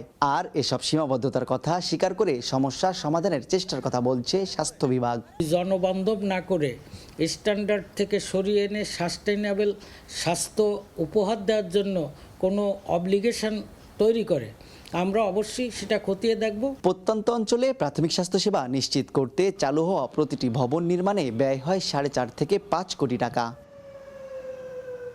তানজিম আহমেদ, সময় সংবাদ, খুলনা। 11 মাস ধরে ওষুধ ও জন্ম নিয়ন্ত্রণ সামগ্রী সরবরাহ বন্ধ রয়েছে চুয়াডাঙ্গার সব ইউনিয়ন স্বাস্থ্য ও পরিবার কল্যাণ কেন্দ্রে। বন্ধ রয়েছে ডেলিভারি সেবাও। ওষুধের পাশাপাশি দেখা দিয়েছে তীব্র লোকবল সংকট। এতে কমেছে রোগীর সংখ্যা। তবে দ্রুত সংকট সমাধানের আশ্বাস কর্তৃপক্ষের। মাহফুজ মামুনের পাঠানো তথ্য ও আইমান আহমেদ আনিসের ছবি নিয়ে রিপোর্ট। 1978 সালে চুয়াডাঙ্গার ইউনিয়ন পর্যায়ে চালু হয় স্বাস্থ্য ও পরিবার কল্যাণ কেন্দ্রের কার্যক্রম। কেন্দ্রগুলোতে গ্রামীণ গর্ভবতী নারী, নবজাতক, সাধারণ রোগী ও শিশুদের চিকিৎসা সেবা দেওয়া হয়। পাশাপাশি নরমাল ডেলিভারি, পরিবার পরিকল্পনা পদ্ধতি সহ নানা ধরনের চিকিৎসা ও সেবা প্রদান করা হয় নিয়মিত। তবে 2025 সালের অক্টোবর থেকে সব কেন্দ্রে ওষুধ সরবরাহ ও নিয়ন্ত্রণ পদ্ধতির সব কার্যক্রম বন্ধ রয়েছে। বর্তমানে রোগীদের ব্যবস্থাপত্র দেওয়া হলেও দেয়া হয় না কোনো ধরনের ওষুধ। বন্ধ রয়েছে ডেলিভারি সেবাও। ওষুধের পাশাপাশি দেখা দিয়েছে তীব্র লোকবল সংকট। এতে কমেছে রোগীর সংখ্যা। শিগগিরই কার্যক্রম স্বাভাবিক করার দাবি এলাকাবাসীর। আগে রীতিমতো ওষুধ পাওয়া যেত, অনেকদিন ধরে আমরা ওষুধ পাচ্ছি না, এসে এসে ঘুরে যাচ্ছি। বিরাট বড় পেন উঠেছে, বললে এখানে ওষুধ নেই। চুয়াডাঙ্গায় যাতে যাতে নিয়ে দেয়, রোডে উঠার সাথে সাথে বাচ্চা হয়ে গেল। এখানে কোনো ওষুধ নেই, পত্র নেই। আমরা আমাদের মুখের কথা দিয়ে আর কতক্ষণ জনগণকে টিকিয়ে রাখতে পারবো? দীর্ঘদিন ওষুধ না থাকায় জনগণ এই স্বাস্থ্যকেন্দ্র মুখী আর হচ্ছে না। তবে দ্রুত সমাধানের আশ্বাস কর্তৃপক্ষের। সবকিছু এটা সেন্ট্রালি ক্রয় করা হয়, অধিদপ্তর থেকে ক্রয় করে তারপরে আমাদের চ্যানেলের মাধ্যমে এখানে আসলে আমরা সেখানে পৌঁছায় দিই। সুখের কথা হচ্ছে যেগুলো ক্রয় প্রক্রিয়া শুরু হয়ে গেছে।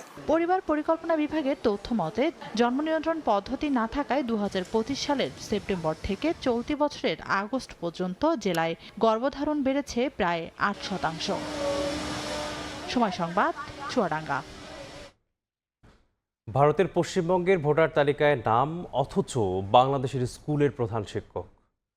খুলনার পাইকগাছার খড়িয়া নবারুণ মাধ্যমিক বিদ্যালয়ের প্রধান শিক্ষক দীপক চন্দ্র সরকারের বিরুদ্ধে ওঠা অভিযোগের তদন্তে মিলেছে ভারতের ভোটার হওয়ার তথ্য। তবে সব অভিযোগ অস্বীকার করে তার দাবি ষড়যন্ত্র করে তাকে ফাঁসানো হয়েছে।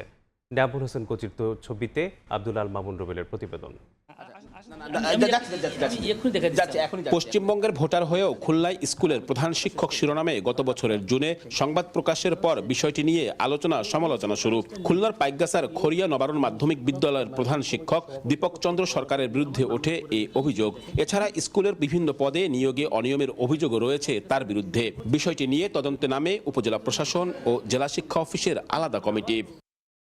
চলতি বছরের 1 ফেব্রুয়ারি জেলা প্রশাসকের কাছে দেয়া প্রতিবেদনে পাইকগাছার ইওনো ওয়াসিউজ্জামান চৌধুরী উল্লেখ করেন, দীপক চন্দ্র সরকারের ভারতের পশ্চিমবঙ্গের ভোটার হওয়ার তথ্য পাওয়া গেছে। প্রতিবেদনে বলা হয়, এমপিও নীতিমালা অনুযায়ী শিক্ষক কর্মচারীকে বাংলাদেশের নাগরিক হতে হয়। এরপর 26 ফেব্রুয়ারি প্রয়োজনীয় ব্যবস্থা নিতে মাধ্যমিক ও উচ্চশিক্ষা অধিদপ্তরের মহাপরিচালকের কাছে প্রতিবেদন পাঠান অতিরিক্ত জেলা প্রশাসক কানিজ ফাতেমা লিজা। একই ধরনের প্রতিবেদন দেয় জেলা শিক্ষা অফিসের তদন্ত কমিটিও। অভিযোগের পরিপ্রেক্ষিতে তদন্ত হয়। তদন্তে যে বিষয়টি এসেছে সেটি আমরা সংশ্লিষ্ট কর্তৃপক্ষ সেখানে প্রেরণ করি। মাধ্যমিক ও উচ্চশিক্ষা বিভাগ খুলনায় সেটা প্রেরণ করা হয়েছে পরবর্তী প্রয়োজনীয় ব্যবস্থা গ্রহণের জন্য। সবার কাছ থেকে কাগজপত্র দেখেছি এবং সেই ডকুমেন্টের ভিত্তিতে আমি একটা তদন্ত রিপোর্ট প্রস্তুত করে আমাদের যে উপপরিচালক তাকে আমি জমা দিয়ে দিয়েছি। তদন্ত প্রতিবেদনের ভিত্তিতে প্রধান শিক্ষক দীপক চন্দ্র সরকারকে শোকজ করে মাধ্যমিক ও উচ্চশিক্ষা অধিদপ্তর। লিখিত জবাবে তিনি সব অভিযোগ অস্বীকার করেন। তার দাবি, স্থানীয় কয়েকজন ষড়যন্ত্র করে তাকে ফাঁসিয়েছে। ভারতের ভোটার হননি, কখনো ভোটও দেননি বলে জানান তিনি। আদৌ আমি কখনো ভারতে ভোটার হইনি, ভোট দেইনি এবং আমি ভারতের নাগরিক না। এটা সম্পূর্ণ মিথ্যা। আমাকে ফাঁসানোর জন্যে অবৈধভাবে এরকম একটা কাগজ সৃষ্টি করে এটা করা হয়েছে।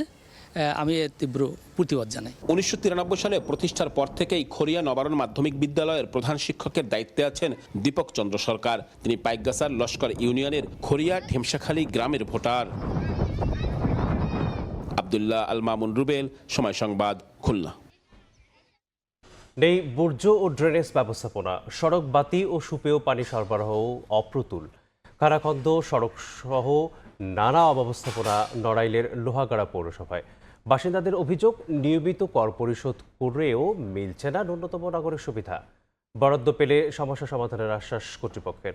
মধু সরকারের ছবি ও সজীব রহমানের তথ্য নিয়ে রিপোর্ট।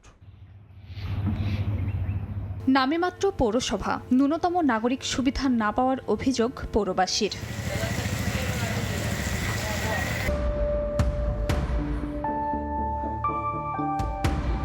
নড়াইলের লোহাগাড়া পৌরসভায় প্রায় লাখখানেক মানুষের বসবাস। তবে সড়কের বিভিন্ন স্থানে নেই বাতি, পানি সরবরাহ ব্যবস্থাও অপ্রতুল। ভাঙাচোরা রাস্তাঘাটে অল্প বৃষ্টিতেই বাড়ে ভোগান্তি। বেহাল দশা ড্রেনেজ ও বর্জ্য ব্যবস্থাপনায়। স্কুল, বাজার ও সরকারি দফতর সহ গুরুত্বপূর্ণ স্থাপনার সামনে ময়লার ভাগাড়। স্থানীয়দের অভিযোগ, নিয়মিত নাগরিক কর দিয়ে পাচ্ছেন না কোনো সুবিধা। নাগরিক হিসেবে আমরা কোনো পৌরসভার সেবা পাই না। পৌরসভার সামনেই কি বেহাল দশা ময়লার। রাস্তাঘাটের জলাবদ্ধতা, ভাঙাচোরা, ড্রেনের কোনো ব্যবস্থা নাই, পানি বেঁধে থাকে। আমার বিদ্যালয়ে কোমলমতি শিশুদের স্বাস্থ্যের ঝুঁকি রয়েছে। পৌরসভার মধ্যে তাইকেও আমরা কোনো সুযোগ সুবিধা পাই না। এদিকে বরাদ্দ স্বল্পতার কারণে এমন দুর্ভোগ স্বীকার করে পৌর কর্তৃপক্ষ বলছে, RUTDP প্রকল্পে বরাদ্দ প্রস্তাবনা অনুমোদন পেলে ব্যবস্থা নেওয়া হবে। আর উন্নয়নের সার্বিক সহযোগিতার আশ্বাস স্থানীয় সংসদ সদস্যের। এটা একটা গ শ্রেণীর পৌরসভা।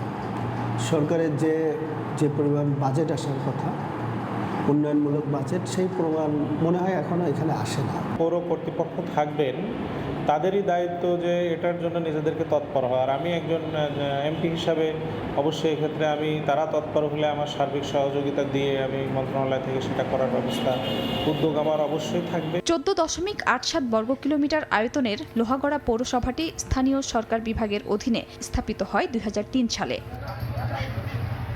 সময় সংবাদ, নড়াইল। দেখছেন ভোরের সময়। নাপ নদীতে কোস্টগার্ডের বিশেষ অভিযানে ট্রলার থেকে রাইফেল, পিস্তল সহ 232টি তাজা গুলি উদ্ধার করা হয়েছে। কোস্টগার্ড জানায়, রোহিঙ্গা ক্যাম্পের একটি সন্ত্রাসী গোষ্ঠীর কাছে অস্ত্রের চালান পৌঁছে দেওয়ার তথ্যের ভিত্তিতে নাপ নদীতে অভিযান চালানো হয়। ভোরে সন্দেহজনক একটি কাঠের ট্রলারকে থামার সংকেত দেয়া হলেও সেটি নাইটংপাড়া প্যারাবনের ভেতরে ঢুকে যায়। পরে ট্রলারটি ফেলে পালিয়ে যায় চক্রের সদস্যরা। তল্লাশি করে জালের ভেতরে অভিনব কায়দায় লুকানো অবস্থায় উদ্ধার করা হয় একটি বিদেশি রাইফেল, একটি বিদেশি পিস্তল, 232 রাউন্ড তাজা গুলি ও 2টি MA1 রাইফেলের ম্যাগাজিন। ব্রাহ্মণবাড়িয়ায় প্রয়াস নামে একটি মাদকাসক্ত চিকিৎসা ও পুনর্বাসন কেন্দ্রে যুবকের মৃত্যুর অভিযোগ উঠেছে। পরিবার জানায়, প্রয়াস মাদকাসক্ত চিকিৎসা ও পুনর্বাসন কেন্দ্রে ভর্তি করার মাত্র 5 দিনের মাথায় মঙ্গলবার রাতে মোহাম্মদ ফোরকান মারা যান। স্বজনদের অভিযোগ, ফোরকানকে ওই প্রতিষ্ঠানের লোকজন মারধর করে হত্যা করেছে। ঘটনার পর বিকেলে মাদকাসক্ত চিকিৎসা ও পুনর্বাসন কেন্দ্র থেকে পালিয়ে যায় চিকিৎসাধীন থাকা অন্যান্য মাদকাসক্ত রোগীরা। এ সময় প্রতিষ্ঠানের সামনে উৎসুক জনতা ভিড় জমে।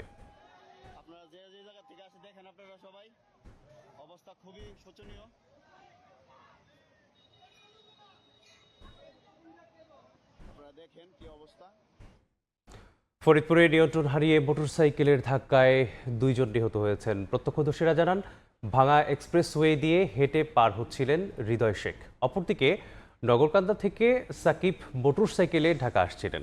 এ সময় নিয়ন্ত্রণ হারিয়ে হৃদয় নামে যুবককে চাপা দিলে ঘটনাস্থলেই মারা যায়। গুরুতর আহত মোটরসাইকেল চালক সাকিবকে উদ্ধার করে ভাঙা উপজেলা স্বাস্থ্য কমপ্লেক্সে নিলে কর্তব্যরত চিকিৎসক তাকেও মৃত ঘোষণা করেন। ভাই খেয়াল রাখেন, বড় দুর্ঘটনা আপনার আবার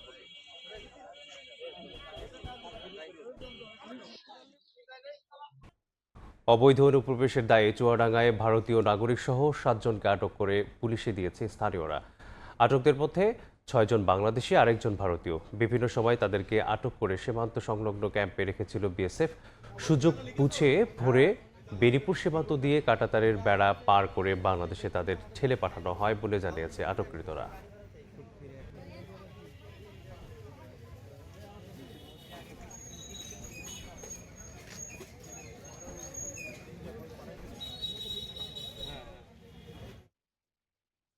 আধিপত্য বিস্তারকে কেন্দ্র করে নারায়ণগঞ্জে বিএনপির 2 গ্রুপের সংঘর্ষে 11 জন আহত হয়েছেন।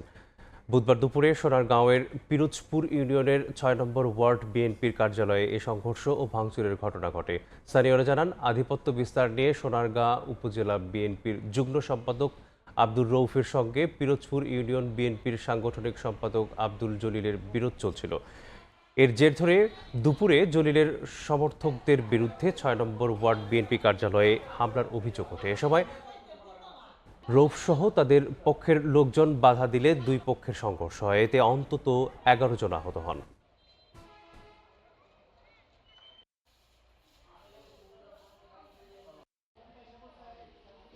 তারা আমার প্রতি অসন্তুষ্ট, তাদের মাদক ব্যবসা করতে পারতেছে না, এই জন্য আমার ইয়ে করছে। আমি এই ব্যাপারে আমি কিন্তু স্বরাষ্ট্র মন্ত্রণালয়ে একটা দরখাস্ত দিছি এবং পুলিশ সুপার বরাবর একটা দরখাস্ত দিছি, নানগঞ্জ খ সার্কেল পুলিশ সুপার ওনার কাছে একটা দরখাস্ত দিছি।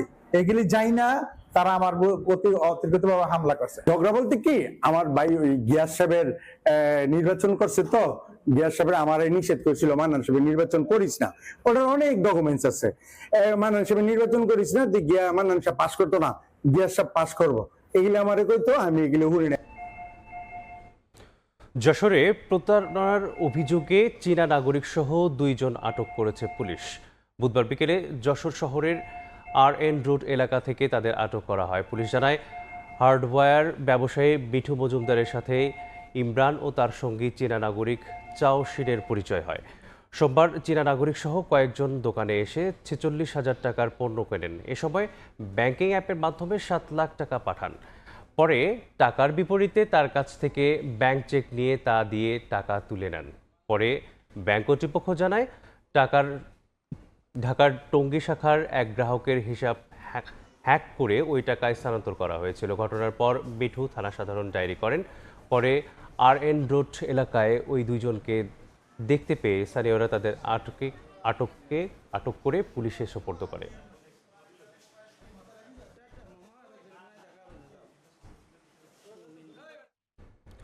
ফরিদপুরে মন্দির থেকে চুরি হওয়া 2টি পিতলের মূর্তি উদ্ধার করেছে পুলিশ। এ ঘটনায় 4 জনকে গ্রেপ্তার করা হয়েছে।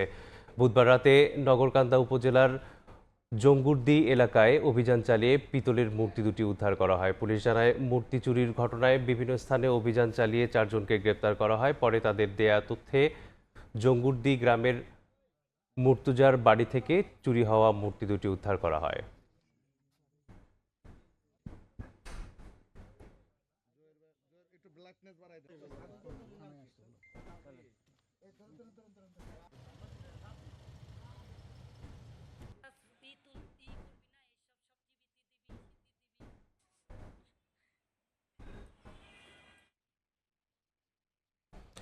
২২ বছরেও সংস্কার হয়নি কুষ্টিয়ার কুমারখালী উপজেলার ৩টি আবাসন প্রকল্পের ঘর।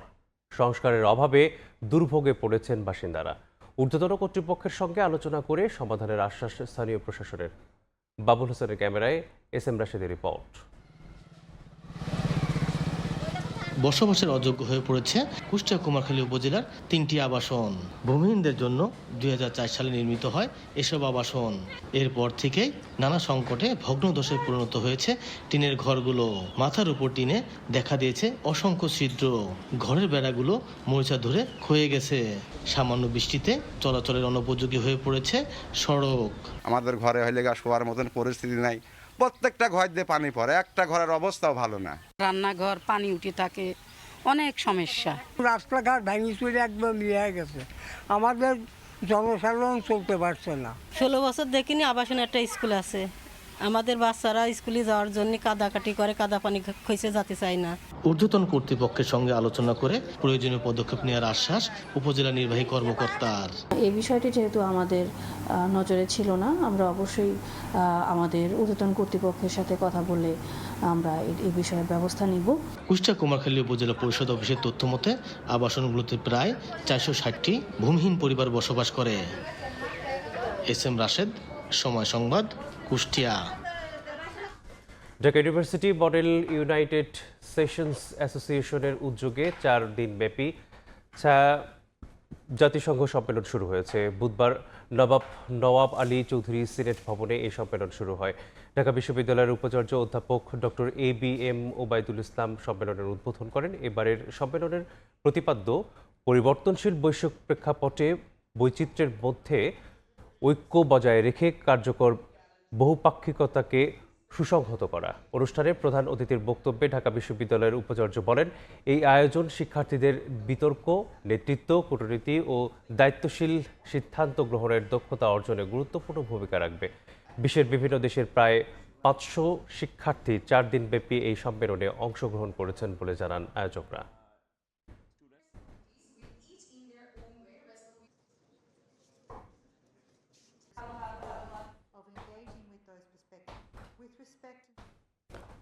চিকিৎসায় অবহেলাজনিত অভিযোগের জন্য সুনির্দিষ্ট আইনি কাঠামো গড়ে তোলার দাবি জানিয়েছে ডক্টরস অ্যাসোসিয়েশন অব বাংলাদেশ ড্যাপ। সকালে জাতীয় প্রেস ক্লাবে চিকিৎসকদের উপর হামলার প্রতিবাদে সংবাদ সম্মেলনে একথা বলেন সংগঠনটির নেতারা। বলেন, চিকিৎসক ও স্বাস্থ্যকর্মীদের নিরাপদ কর্মপরিবেশ আস্থাশীল স্বাস্থ্য ব্যবস্থা গড়ার পূর্বশর্ত। অস্থিতিশীল পরিবেশ সৃষ্টির যে কোনো ষড়যন্ত্রের বিরুদ্ধে সবাইকে সচেতন থাকারও আহ্বান জানান নেতারা। হাসপাতালে পর্যাপ্ত নিরাপত্তা কর্মী নিয়োগ, CCTV স্থাপন এবং জরুরি বিভাগে পুলিশ মোতায়েনেরও জোর দেন তারা।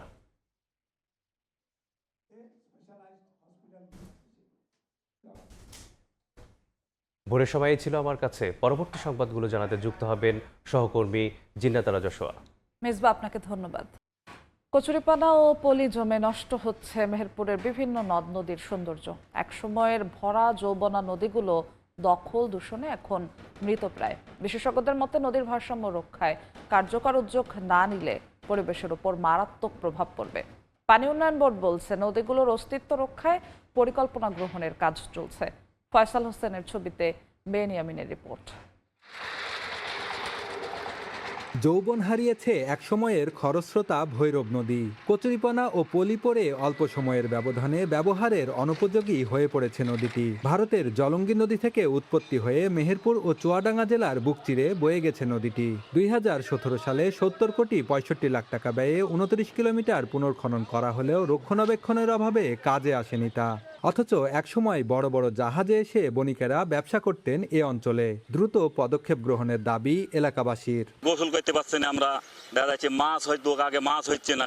এই নদী কিন্তু এখন আর নদী নেই, এটা বর্তমানে খালো না নর্দমা। দূষিত হওয়ার কারণে মাছ আর এখানে ধরি না, আর মাছে খায়ও না, পানি অত্যন্ত দূষিত। আমরা ওই নদীতে পানিতে ভাত রেডি খেয়েছি, আমরা গোসল করতেও ভালো ধরা হয়েছে, এখন তো গোসলও করতে পারিনি। কয়েকবার বিভিন্ন প্রকল্পে কাজ চললেও নদী ফিরে পায়নি তার আপন গতি। বর্ষাকালে কিছু পানি থাকলেও বছরের বাকি সময় যেন খালে পরিণত হয় ভৈরব। পরিবেশবিদরা বলছে আপার ভৈরব প্রকল্প বাস্তবায়ন কিংবা উৎসমুখে বাঁধ অপসারণ করতে পারলে ভৈরব সহ এ অঞ্চলের অন্যান্য নদীগুলো বাঁচানো সম্ভব হবে। কচুরিপানায় ভর্তি এই নদী দেখভাল করবার দায়িত্ব যে পানি উন্নয়ন বোর্ডের, তাদের বছর অন্তে দেখা যায় না। উপজেলা প্রশাসন সহ অন্যান্য প্রশাসনকে মাধ্যমে আমরা অবগত করাইছি যে এই কচুরিপানাগুলো পরিষ্কার হলে এলাকার জনগণ এবং চাষিরা এবং মৎস্যজীবীরা উপকৃত হবে। এতে আমরা কোনো এখনো সুরাহা পাইনি। টেম্পোরারি যে ব্যবস্থা, এটা কিন্তু একটা ব্যবস্থা না। আর দ্বিতীয়ত আমাদের নাব্যতা নাই, এখানে যদি নৌ চলাচল করতো তাহলেও কিন্তু মধ্যখান থেকে কচুরিপানা জমতো না, দুই সাইডে থাকতো। তো এই সমস্যাগুলো তো রয়েই গেছে। তা আমরা এখন বলবো যে এটা আপার ভৈরব কানেকশন, মাথাভাঙার সাথে সংযোগ এবং নদীটাকে একটু নাব্যতা বৃদ্ধি করা, পানি প্রবাহ করা, তাহলে কচুরিপানা এতটা সমস্যা হবে না। অন্য নদীর সঙ্গে সংযোগ করে ভৈরব নদীকে বাঁচানোর পরিকল্পনা করার কথা জানায় পানি উন্নয়ন বোর্ড। বরাদ্দ না পাওয়াতে আসলে আমরা কাজ করতে পারছি না। তো কচুরিপানা উপশমের জন্য আসলে সকলের সম্মিলিত প্রচেষ্টার মাধ্যমে এটা সমাধান করা সম্ভব। মেহেরপুর জেলায় ভৈরব, কাজলা, মাথাভাঙা ও ছেউটিয়া নদীর বিস্তার রয়েছে। বেন ইয়ামিন, সময় সংবাদ, মেহেরপুর। ট্যুরিস্ট ভিসা চালু হলেও নানা প্রতিবন্ধকতায় বেনাপোল দিয়ে ভারতে পাসপোর্টধারী যাত্রীর সংখ্যা বাড়েনি। বিস্তারিত জানাতে বেনাপোল ইমিগ্রেশনে আছেন সহকর্মী আজিজুল হক, সরাসরি যাচ্ছি তার কাছে। আজিজুল, 2024-এর 5 আগস্টের আগে অর্থাৎ স্বাভাবিক সময় চিকিৎসা, ব্যবসা, উচ্চশিক্ষা গ্রহণ সহ নানান প্রয়োজনে প্রতিদিন বেনাপোল বন্দর ব্যবহার করে ভারত এবং বাংলাদেশের মধ্যে প্রায় 8 থেকে 10 হাজার পাসপোর্টধারী যাতায়াত করত এবং এই সমস্ত পাসপোর্টধারীদের মধ্যে বড় একটি অংশ ট্যুরিস্ট ভিসায় যাতায়াত করত। তবে 5 আগস্টের ঠিক আগে অর্থাৎ জুলাই বিপ্লবে নিরাপত্তাজনিত কারণ দেখিয়ে ভারতের সরকার বেনাপোল বন্দর দিয়ে সহ সারা দেশের যে বাংলাদেশিদের ট্যুরিস্ট ভিসায় যাতায়াত বন্ধ করে। তবে অন্যান্য ভিসার যাতায়াত চালু রাখলেও নানা নিয়ম কারণের জন্য ভারত এবং বাংলাদেশের মধ্যে যে সমস্ত পাসপোর্টধারী যাতায়াত করত তাদের সংখ্যা প্রায় 90% কমে আসে। পরবর্তীতে আমরা দেখতে পেয়েছি বাংলাদেশে নির্বাচন অনুষ্ঠিত হওয়ার পরে অর্থাৎ গত 28শে জুন কিন্তু আবারও ভারত সরকার বাংলাদেশিদের জন্য ট্যুরিস্ট ভিসা চালু করে। তবে এই ট্যুরিস্ট ভিসা চালু করলেও আশানুরূপ কিন্তু পাসপোর্টধারী যাতায়াত বাড়েনি। পাসপোর্টধারী যাতায়াত বাড়ার কারণ যেটি আমরা জানতে পেরেছি যে বিশেষ করে একজন পাসপোর্ট যাত্রী ভিসার আগ মুহূর্তে তার ভিসা নেওয়ার জন্য যে স্লটটা নিতে হয় এবং এই স্লটে কিন্তু বড় একটি প্রতিবন্ধকতা রয়েছে, অর্থাৎ 4 থেকে 5 হাজার টাকা খরচ। এছাড়া ভিসার ফি, আপনি জানেন যে ভিসার ফিও কিন্তু 840 টাকা থেকে 1500 টাকা বাড়ানো হয়েছে। এছাড়া ভারত অংশে কিন্তু পাসপোর্ট যাত্রীদের ভ্রমণের উপরে কিন্তু নতুন করে ট্যাক্স নির্ধারণ করা হয়েছে। সবকিছু কারণে অতিরিক্ত খরচ হয় কিন্তু অর্থাৎ প্রতি পাসপোর্ট যাত্রী ভারত যাওয়ার আগে এটা প্রায় 10,000 টাকা খরচ হয়ে যাচ্ছে। এই খরচের কারণে কিন্তু অনেক পাসপোর্ট যাত্রী আছেন যারা তাদের প্রয়োজন থাকা সত্ত্বেও কিন্তু ভারতে যাতায়াত করতে চাচ্ছে না। তো এই ছিল বেনাপোল স্থল বন্দর থেকে যে ভিসার সহ নানান প্রতিবন্ধকতার কারণে ট্যুরিস্ট ভিসা চালু হলেও যারা নানান প্রয়োজনে যেতে চান তারা যাচ্ছেন না এবং যাতায়াত কমেছে। তার সর্বশেষ সরাসরি যুক্ত ছিলাম বেনাপোল স্থলবন্দরে। চরম হতাশা ও লোকসানের মধ্যে দিন কাটাচ্ছেন যশোরের পাট চাষিরা। সার, বীজ ও শ্রমিক খরচের ঊর্ধ্বগতি পাশাপাশি অতিবৃষ্টি ও তাপদাহে পাটের কাঙ্ক্ষিত মান নিয়ে তৈরি হয়েছে সংকট। এরপর রয়েছে মধ্যস্বত্বভোগী ও সিন্ডিকেটের দৌরাত্ম্য। তবে কৃষি বিভাগ বলছে সরকারি ক্রয় কেন্দ্রগুলো পুরোপুরি চালু করা হলে কৃষকরা উপকৃত হবে। আবুল কালাম আজাদের ছবি ও জুয়েল মৃধার তথ্য নিয়ে রিপোর্ট। পাট জাগ দিয়ে সোনালী আঁশ ছাড়াতে ব্যস্ত চাষিরা। তবে এই ব্যস্ততার আড়ালে লুকিয়ে আছে চাষিদের কান্না। চৈত্র মাসের শুরুতে রোপণের পর তাপদাহ আর অসময়ের বৃষ্টিতে পাটের নানামুখী ক্ষতি হয়েছে। এর মধ্যে আবার অস্বাভাবিক উৎপাদন খরচ, বিঘাপ্রতি 1000 টাকা খরচের বিপরীতে বাজারে পাটের ন্যায্য মূল্য না পাওয়ার দাবি চাষিদের। চলতি বছর প্রতি মন পাট 2800 থেকে 3200 টাকার মধ্যে বিক্রি করা যাচ্ছে না। প্রচুর খরচ হচ্ছে, সার মাটি দিয়ে, চাষ দিয়ে, বীজ দিয়ে, ধরেন বিঘা প্রতি প্রায় 10,000 টাকা খরচ। পাটে আমাদের যে খরচ তাতে দেখা যাচ্ছে যে আমাদের আরও ঘাটতে যাবে। ফলন কম বৃষ্টির কারণে, আবার সার ওষুধের দাম বেশি, তাপ অতিরিক্ত, যার কারণে পাট বাড়তে পারিনি। লাস্টে এসে পাটে বৃষ্টি হয়েছে, বৃষ্টি হওয়ার পরে পাটের আগাছা শুকিয়ে যাচ্ছে। পাটটা এবারটা মধ্যশক্তি উড়াই গ্রাস করছে, ফলে প্রকৃত দাম কৃষকরা পাচ্ছে না। তবে কৃষি বিভাগ বলছে ভিন্ন কথা। আবহাওয়া অনুকূলে থাকায় ফলন ভালো এবং প্রাথমিক অবস্থায় চাষিরা ভালো দাম পেয়েছেন বলে দাবি তাদের। মাঠ পর্যায়ে অন্যান্য বছরের তুলনায় এই বছরের যে পাটের ফলন অত্যন্ত ভালো এবং কৃষক ভাইয়েরা ভালো দামও পাচ্ছে। সরকারিভাবে যে পাট ক্রয় কেন্দ্রগুলো যদি সব চালু করা হয় তাহলে আমার মনে হয় কৃষকরা তাদের কাঙ্ক্ষিত মূল্য পাবে। এবছর জেলায় 24,400 হেক্টর জমিতে পাট চাষ করা হয়েছে। প্রতি হেক্টর প্রায় 3.5 টন ফলনের লক্ষ্যমাত্রা রয়েছে। সময় সংবাদ, যশোর। টানা বৃষ্টিতে যশোরের সবজি নষ্ট হওয়ায় বাজারে সরবরাহ কমেছে। বিস্তারিত জানতে যশোর সদরে সবজি বাজারে আছেন সহকর্মী জুয়েল মৃধা। সরাসরি যাচ্ছি তার কাছে। জুয়েল, এই সময় যশোরের সবজি বাজারগুলোতে প্রতি বছরই সবজির বেশ যোগান থাকে, কিন্তু এইবারের চিত্রটা অনেক ভিন্ন। এই বছর প্রায় 1.5 মাস ধরে থেমে থেমে প্রচুর বৃষ্টিপাত হয়েছে। এই বৃষ্টিপাতের কারণে সবজির ক্ষেতগুলো নষ্ট হয়েছে এবং যে সবজি উৎপাদন হওয়ার কথা সেই উৎপাদনও কিন্তু কমে গেছে, যে কারণে আজকের সবজির বাজারে সবজির যোগান খুবই কম। যোগান কম হলে সাধারণত সবজির দাম বেশি থাকে, কিন্তু আজকের বাজার ঘুরে আমরা লক্ষ্য করেছি সবজির দামও খুব বেশি একটা বাড়েনি। কৃষকরা এ কারণে হতাশা প্রকাশ করেছেন। কৃষকরা আমাদেরকে জানিয়েছেন যে টানা বৃষ্টিতে তাদের গাছগুলো যেমন ক্ষতিগ্রস্ত হয়েছে, ধরন্ত ফলগুলোও কিন্তু ক্ষতিগ্রস্ত হয়েছে। এখন যে নতুন করে ফল আসছে সেই ফলগুলো তারা বাজারে নিয়ে আসছেন এবং তারা মনে করেছিলেন যে এই ফলগুলো তারা একটা ভালো দাম পাবেন এবং ক্ষতিটা কিছু পুষিয়ে নিতে পারবেন, কিন্তু সেটা হচ্ছে না। কৃষকরা আমাদেরকে জানিয়েছেন যে আজকের বাজারে সবচেয়ে বেশি উঠেছে কলা।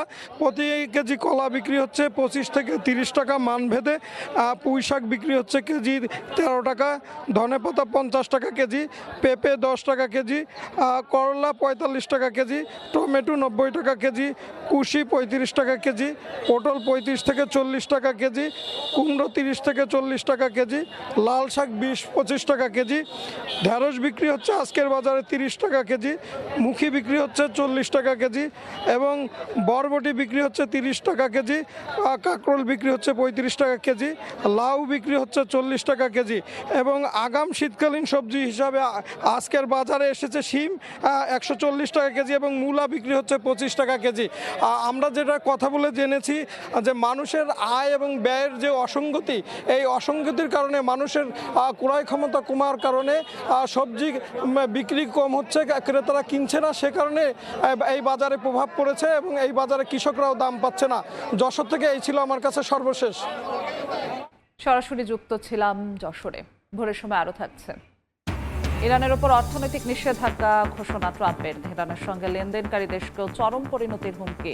প্রতিরক্ষা সক্ষমতা বৃদ্ধির সিদ্ধান্ত পেজেশকিয়ানের।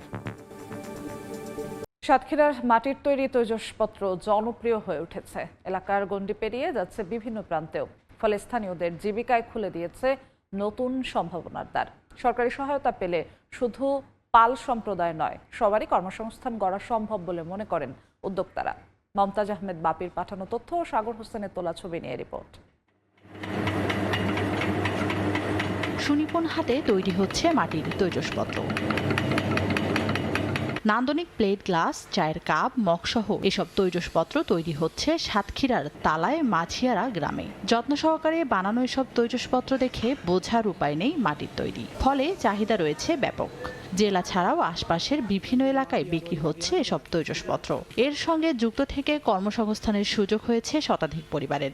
এই জায়গায় 6000 টাকা মজুরি পাই, এটা এই আমার সংসারটা চলে যায়। সংসারটা চলে যায়, ছেলেদের পড়াশোনার কাজে লাগাতে পারি টাকাটা। থাল, কাপ, পিরিচ, ফুলির টপ, তারপরে বাটি 3-4 রকমের, জগ আছে, বোতল আছে।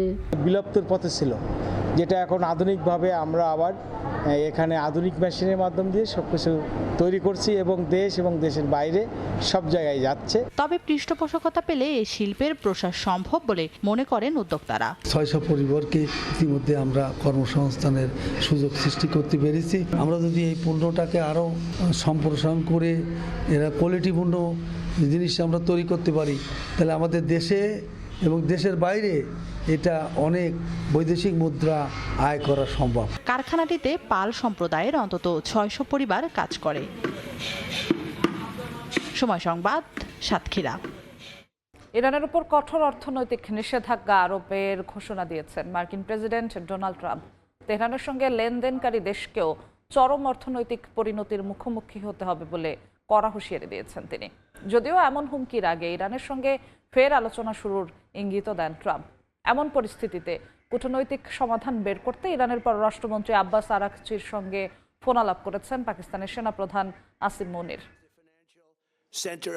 ইরানের বিরুদ্ধে এ যাবৎকালের সবচেয়ে কঠোর ও বিধ্বংসী অর্থনৈতিক নিষেধাজ্ঞা আরোপের ঘোষণা দিয়েছেন মার্কিন প্রেসিডেন্ট ডোনাল্ড ট্রাম্প। তিনি সতর্ক করে বলেন, ইরানের সঙ্গে যে কোনো ধরনের বাণিজ্য বা লেনদেনকারী দেশকেও চরম অর্থনৈতিক পরিণতির মুখোমুখি হতে হবে। একই সঙ্গে অবৈধ তেল পাচার ও অর্থ সরবরাহ বন্ধে মিত্রদের একযোগে কাজ করার আহ্বান জানান তিনি। এর আগে দেশটির সঙ্গে আলোচনার বিষয়ে নিজের অবস্থান পরিবর্তন করেন মার্কিন প্রেসিডেন্ট। ওয়াশিংটনে একটি অনুষ্ঠানে অংশ নিয়ে ইঙ্গিত দিয়ে জানান, যে কোনো সময় ইরানের সঙ্গে আলোচনায় বসতে পারে যুক্তরাষ্ট্র, তবে শর্ত একটাই, পারমাণবিক অস্ত্র রাখতে পারবে না তেহরান। ওয়াশিংটনের এই অবস্থানের বিপরীতে নিজেদের প্রতিরক্ষা সক্ষমতা আরও শক্তিশালী করার বার্তা দিয়েছে তেহরান। নিজেদের সশস্ত্র বাহিনীকে সর্বাত্মক সহযোগিতার আশ্বাস দিয়েছেন ইরানের প্রেসিডেন্ট মাসুদ পেজেশকিয়ান। তার মন্ত্রিসভাকে জানান, দেশের সশস্ত্র বাহিনীর প্রয়োজনীয়তা মেটাতে এবং সামরিক সক্ষমতা বাড়াতে সরকার সব ধরনের সহায়তা বজায় রাখবে। সামরিক শক্তি নিশ্চিত করতে দেশের সব নির্বাহী বিভাগকে একসাথে কাজ করার আহ্বান জানান তিনি। মধ্যপ্রাচ্যে যুক্তরাষ্ট্রের উপস্থিতি তীব্র সমালোচনা করেছেন ইরানের পার্লামেন্টের স্পিকার মোহাম্মদ বাঘের গালিবাফ। ইরাকের প্রেসিডেন্টের সাথে বৈঠকে তিনি অভিযোগ করেন, পারস্য উপসাগরীয় অঞ্চলের সম্পদ লুট করতেই আমেরিকানরা প্রভাব বিস্তারের চেষ্টা করছে। এই অঞ্চলে সবচেয়ে বড় সমস্যার মূল কারণও যুক্তরাষ্ট্র বলেও দাবি তার। যুক্তরাষ্ট্র ইরান মুখোমুখি অবস্থানের মধ্যেই চলছে সংঘাত বন্ধের কূটনৈতিক প্রচেষ্টা। সেই লক্ষ্যে ইরানের পররাষ্ট্রমন্ত্রী আব্বাস আরাকচির সঙ্গে ফোনালাপ করেছেন পাকিস্তানের সেনাপ্রধান আসিফ মুনির। সাম্প্রতিক আঞ্চলিক পরিস্থিতি নিয়ে দুজনের কথা হয় বলে জানিয়েছে বিভিন্ন আন্তর্জাতিক গণমাধ্যম। এদিকে গত জুনে ইরান যুক্তরাষ্ট্র স্বাক্ষরিত সমঝোতা স্মারকের মেয়াদ শেষ হলেও তেহরানের জব্দকৃত অর্থ এখনও অবমুক্ত করা হয়নি বলে জানিয়েছেন দেশটির কেন্দ্রীয় ব্যাংকের গভর্নর। তেল ও কর রাজস্ব কমে যাওয়ায় দেশটির অর্থনীতি সংকটে পড়েছে বলেও জানান তিনি। শাফিনা সুলতানা, সময় সংবাদ। ইরান ইসরায়েল যুদ্ধের প্রভাব পড়েছে কুয়েতের ক্ষুদ্র ব্যবসার ওপর। ক্রেতা সংকটে ব্যবসা বাণিজ্যে ব্যাপক লোকসানের মুখে পড়েছেন এসব ব্যবসায়ীরা। এতে ভুক্তভোগী প্রবাসী ব্যবসায়ীরাও। বিমান চলাচল স্বাভাবিক না হওয়ায় বাড়ছে টিকিটের দামও। কুয়েত থেকে মঈন সুমনের রিপোর্ট। মধ্যপ্রাচ্যে দীর্ঘমেয়াদী অস্থিরতার প্রভাব পড়েছে অঞ্চলটির প্রায় সব দেশেই। কুয়েতে মানুষের স্বাভাবিক জীবনযাপনে দেখা দিয়েছে স্থবিরতা। একই সঙ্গে আয় কমে যাওয়ায় ক্রয় ক্ষমতা কমেছে অনেকের। ক্রেতা সংকটে পড়েছেন দেশটির ক্ষুদ্র প্রবাসী ব্যবসায়ীরা। কুয়েতের বিভিন্ন এলাকায় প্রবাসীদের পরিচালিত ছোট ব্যবসাগুলোতে এর প্রভাব স্পষ্ট। পোশাক, কসমেটিক্স, মোবাইল অ্যাক্সেসরিজ, রেস্টুরেন্ট সহ বিভিন্ন ব্যবসায় আগের তুলনায় ক্রেতা উপস্থিতি কমেছে বলে জানান ব্যবসায়ীরা। তারা বলছেন, প্রবাসীদের আয় ব্যয়ের উপর যুদ্ধ পরিস্থিতির পরোক্ষ প্রভাব পড়ায় অনেকে এখন অতিরিক্ত খরচ এড়িয়ে চলছেন। বিমান চলাচলেও দেখা দিয়েছে অনিশ্চয়তা। মধ্যপ্রাচ্যের বিভিন্ন রুটে এখনো অনেক এয়ারলাইন্স পুরোপুরি স্বাভাবিক সূচিতে ফেরেনি। কিছু আন্তর্জাতিক ফ্লাইট স্থগিত বা সীমিত রেখেছে, আবার অনেক রুটে আগের তুলনায় কম ফ্লাইট পরিচালিত হচ্ছে। সীমিত আসনের কারণে বিভিন্ন গন্তব্যের টিকিটের দাম বেড়ে যাওয়ায় চাপ তৈরি হয়েছে। যুদ্ধের কারণে আমাদের ব্যবসা খুবই একটু মন্দাভাব। তা এখন তো যুদ্ধ চলে গেছে, এখন আশা করতেছি যে সামনে ইনশাল্লাহ ভালো হবে, এই আশায় আছি আর কি। এখন একটু মার্কেটের অবস্থা খারাপ, কিন্তু আগে কি হয় দেখা যাক। ইনশাল্লাহ যদি আগে কিছু ভালো হয় ওই আশায় আমরা আছি। বর্তমানে পরিস্থিতি বেশি ভালো না। এক হলো যুদ্ধ পরিস্থিতি, আবার হলো ফ্লাইট অফ, এখনো সবগুলো ফ্লাইট চালু হয় না, মানুষ আসা যাওয়া করতে পারে না, এর জন্য ব্যবসা অনেক ডাউন। ইরান ইসরায়েল সংঘাতের কারণে মধ্যপ্রাচ্যে তৈরি হওয়া অনিশ্চয়তার প্রভাব সব ক্ষেত্রেই অনুভূত হচ্ছে। মানুষের ক্রয় ক্ষমতা ফিরে না এলে ক্ষুদ্র ব্যবসায়ীদের এই সংকট সহজে কাটবে না বলে মনে করছেন সংশ্লিষ্টরা। মঈন সুমন, সময় সংবাদ, কুয়েত। ভোরের সময় আরো থাকছে। ম্যাকাই পৌঁছে বাংলাদেশ অনুশীলন না করলেও ঘাম ছড়িয়েছে অস্ট্রেলিয়া। সিরিজে সমতা আনার লক্ষ্য। ইনজুরি কাটিয়ে একাদশে ফিরতে মরিয়া শরীফুল। ড্রোন হামলা থেকে সন্ত্রাস মোকাবিলা, আধুনিক যুদ্ধের নতুন বাস্তবতা নিয়ে দক্ষিণ কোরিয়ায় চলছে বিশেষ মহড়া। বেসামরিক নাগরিক থেকে সেনা ও সরকারি কর্মকর্তারা একসঙ্গে অনুশীলন করছেন জরুরি পরিস্থিতি মোকাবিলার কৌশল। এতে অংশ নেন 2 শতাধিক মানুষ। এর মধ্যে যুক্তরাষ্ট্রের সামরিক মহড়ার পরিসর কমানোর সিদ্ধান্তে উদ্বেগ প্রকাশ করেছেন স্থানীয়রা। ভবনের সামনে হঠাৎ ড্রোন থেকে ফেলা হলো একটি বাক্স। সন্দেহজনক বস্তু ঘিরে সতর্ক অবস্থানে সেনা সদস্যরা। জ্যামিং ডিভাইস দিয়ে ভূপাতিত করা হলো ড্রোন। এরপর বিস্ফোরক নিষ্ক্রিয়করণ বিশেষজ্ঞ পরীক্ষা করলেন বাক্সটি। দক্ষিণ কোরিয়ার সংপা জেলা কার্যালয়ের নেতৃত্বে আয়োজিত এ মহড়ায় অংশ নেন 2 শতাধিক বেসামরিক, সরকারি ও সামরিক কর্মকর্তা। মূল লক্ষ্য, বেসামরিক স্থাপনায় ড্রোন হামলা হলে কিভাবে দ্রুত সমন্বিতভাবে পরিস্থিতি মোকাবিলা করা যায়। শুধু ড্রোন হামলা নয়, সন্ত্রাসী মোকাবিলারও অনুশীলন চলে মহড়ায়। রোবট কুকুরকে সঙ্গে নিয়ে ভূগর্ভস্থ পার্কিংয়ে ঢোকেন সেনা সদস্যরা। সেখানে মহড়ায় সন্ত্রাসীর ভূমিকায় থাকা ব্যক্তিকে আটক করা হয়। একই সঙ্গে বেসামরিকদের নিরাপদে সরিয়ে নেওয়া এবং জরুরি পরিস্থিতিতে ফায়ার সার্ভিসের ভূমিকারও অনুশীলন করা হয়। সংপা জেলার মেয়র সো কাংসুক বলেন, আধুনিক যুদ্ধে এখন আর স্পষ্ট কোনো সম্মুখ সারি নেই। ইউক্রেন যুদ্ধেও এর প্রমাণ মিলেছে। তাই বেসামরিক, সরকারি ও সামরিক বাহিনী যৌথভাবে দুর্যোগ মোকাবিলার সক্ষমতা বাড়ানো জরুরি। তবে এবার 11 দিন থেকে 5 দিন করা হয়েছে উলচি ফ্রিডম শিল্ডের পরিসর। 11 দিনের এই মহড়া শুরুর আগেই মার্কিন প্রেসিডেন্ট ডোনাল্ড ট্রাম্প পেন্টাগনকে মহড়ার পরিসর কমানোর নির্দেশ দেন। উত্তর কোরিয়ার নেতা কিম জং উনের সঙ্গে ভালো সম্পর্কের কারণেই এমন সিদ্ধান্ত বলে ধারণা করা হচ্ছে। ইরান ইস্যুতে দক্ষিণ কোরিয়ার অবস্থান নিয়েও অসন্তোষ জানিয়েছেন ট্রাম্প। ফারদিন মাঝার, সময় সংবাদ। ইউরোপ জুড়ে তীব্র দাবদাহে ভয়াবহ রূপ নিয়েছে দাবানল পরিস্থিতি। পর্তুগাল, স্পেন, বেলজিয়ামে বনাঞ্চল পুড়ে ছাই হওয়ার পাশাপাশি লোকালয়ে ছড়িয়ে পড়েছে বিষাক্ত ধোঁয়া। পরিস্থিতি নিয়ন্ত্রণে সেনা, দমকলকর্মী ও অগ্নি নির্বাপক বিমান মোতায়েন করা হয়েছে।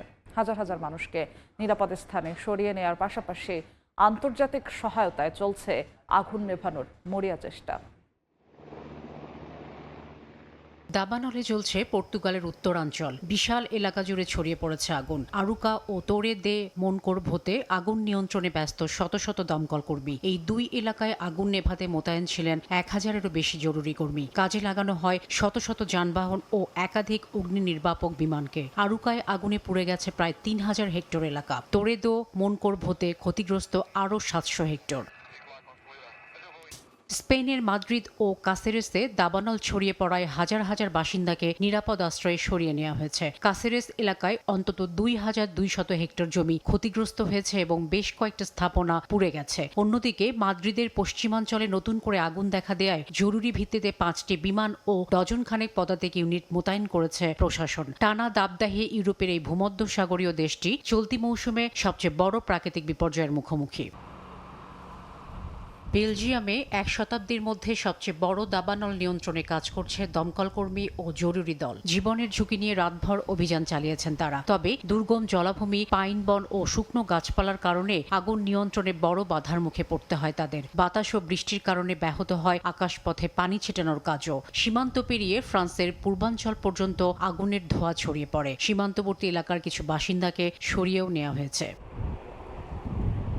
এদিকে ইউরোপ জুড়ে ছড়িয়ে পড়া দাবানল নিয়ন্ত্রণে সহায়তার হাত বাড়িয়েছে বিভিন্ন দেশ। এরই মধ্যে সার্বিয়ায় পৌঁছেছে রাশিয়ার জরুরি সহায়তা। আগুন নিয়ন্ত্রণে স্থানীয় জরুরি বাহিনীর সঙ্গে মিলে কাজ করবেন তারা। বিশেষজ্ঞদের মতে দীর্ঘ দাবদাহ, শুষ্ক হয়ে থাকা মাটি ও তীব্র বাতাসের কারণে এবারের দাবানল দ্রুত ছড়িয়ে পড়ছে, যার কারণে শুধু আগুন নেভানো নয়, নতুন করে আগুনের শুরু হওয়া ঠেকানো এখন বড় চ্যালেঞ্জ। শাফিনা সুলতানা, সময় সংবাদ। চোখে আলো নেই, তবু প্রযুক্তির সহায়তায় চোখের সামনেই যেন জীবন্ত হয়ে উঠছে পৃথিবী। কৃত্রিম বুদ্ধিমত্তার স্ক্রাইবমি অ্যাপে চারপাশের দৃশ্য শুনে দেখছেন দৃষ্টিহীন মানুষ। কেনিয়ার সাফারিতে প্রাণীদের বর্ণনা শুনে প্রথমবার দেখার অনুভূতি পেলেন 16 বছরের কারেন।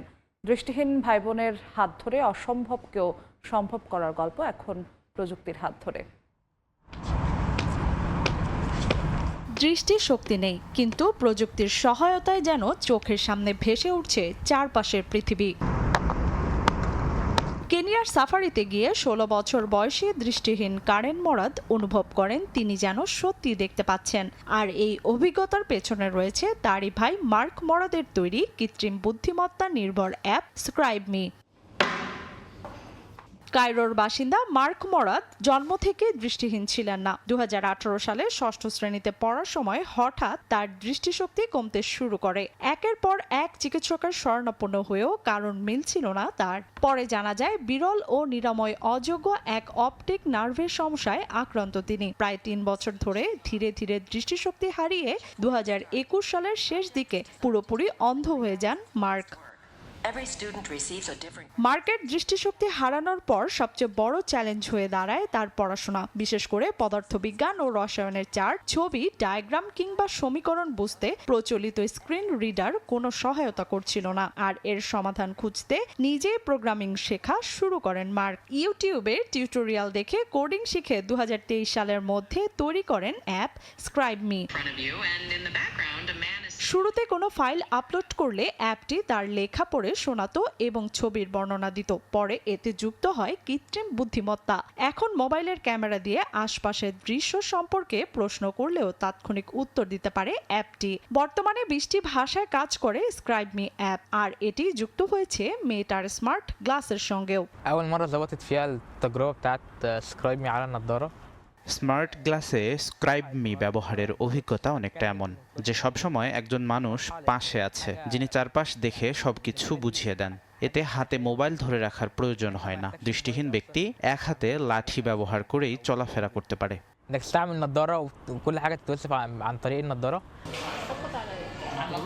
এই প্রযুক্তির সবচেয়ে আবেগঘন অভিজ্ঞতা হয়েছে মার্কের বোন কারেনের। 5 বছর আগে দৃষ্টিশক্তি হারানো কারেন গত জুনে কেনিয়ায় পরিবারের সঙ্গে সাফারিতে যান। মেটার স্মার্ট গ্লাসে স্ক্রাইব মি চালু করতে একে একে শুনতে পান চারপাশের প্রাণীদের বর্ণনা, কি রঙের, কোথায় আছে, কত দূরে, কি করছে, এমনকি কয়টি প্রাণী রয়েছে। সেই মুহূর্তে আমার মনে হয়েছিল আমি সত্যি দেখতে পাচ্ছি। যে অভিজ্ঞতা একসময় অসম্ভব মনে হতো, প্রযুক্তির সহায়তায় সেটি এখন বাস্তব মনে হয়। এদিকে মার্কের বাবা মোরাদ সেটকির কাছে সন্তানদের এই যাত্রা যেন স্বপ্ন সত্যি হওয়ার গল্প। 4 বছর আগেও যদি কেউ বলতো আমার ছেলে মেয়ে এতদূর এগিয়ে যাবে, আমি বিশ্বাস করতাম না। এখন আমি উপলব্ধি করছি স্বপ্ন বড় হয়, আর আমার পরিবারে এখন অসম্ভব শব্দটিও বলা বন্ধ করে দিয়েছি।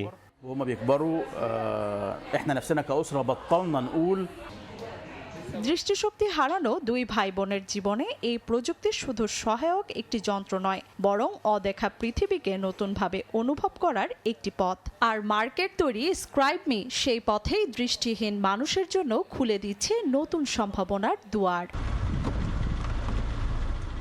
লিয়ানা শারমিন, সময় সংবাদ। শিশুদের সামাজিক মাধ্যমে আসক্ত করার অভিযোগে মেটার বিরুদ্ধে মামলা করেছে যুক্তরাষ্ট্রের 4 অঙ্গরাজ্য। অভিযোগ প্রমাণিত হলে প্রতিষ্ঠানটিকে গুনতে হবে $1.4 ট্রিলিয়ন, যা মেটার প্রায় পুরো বাজার মূল্যের সমান। মঙ্গলবার যুক্তরাষ্ট্রের ক্যালিফোর্নিয়ার ওকল্যান্ডের একটি ফেডারেল আদালতে এ নিয়ে মামলার বিচার শুরু হয়।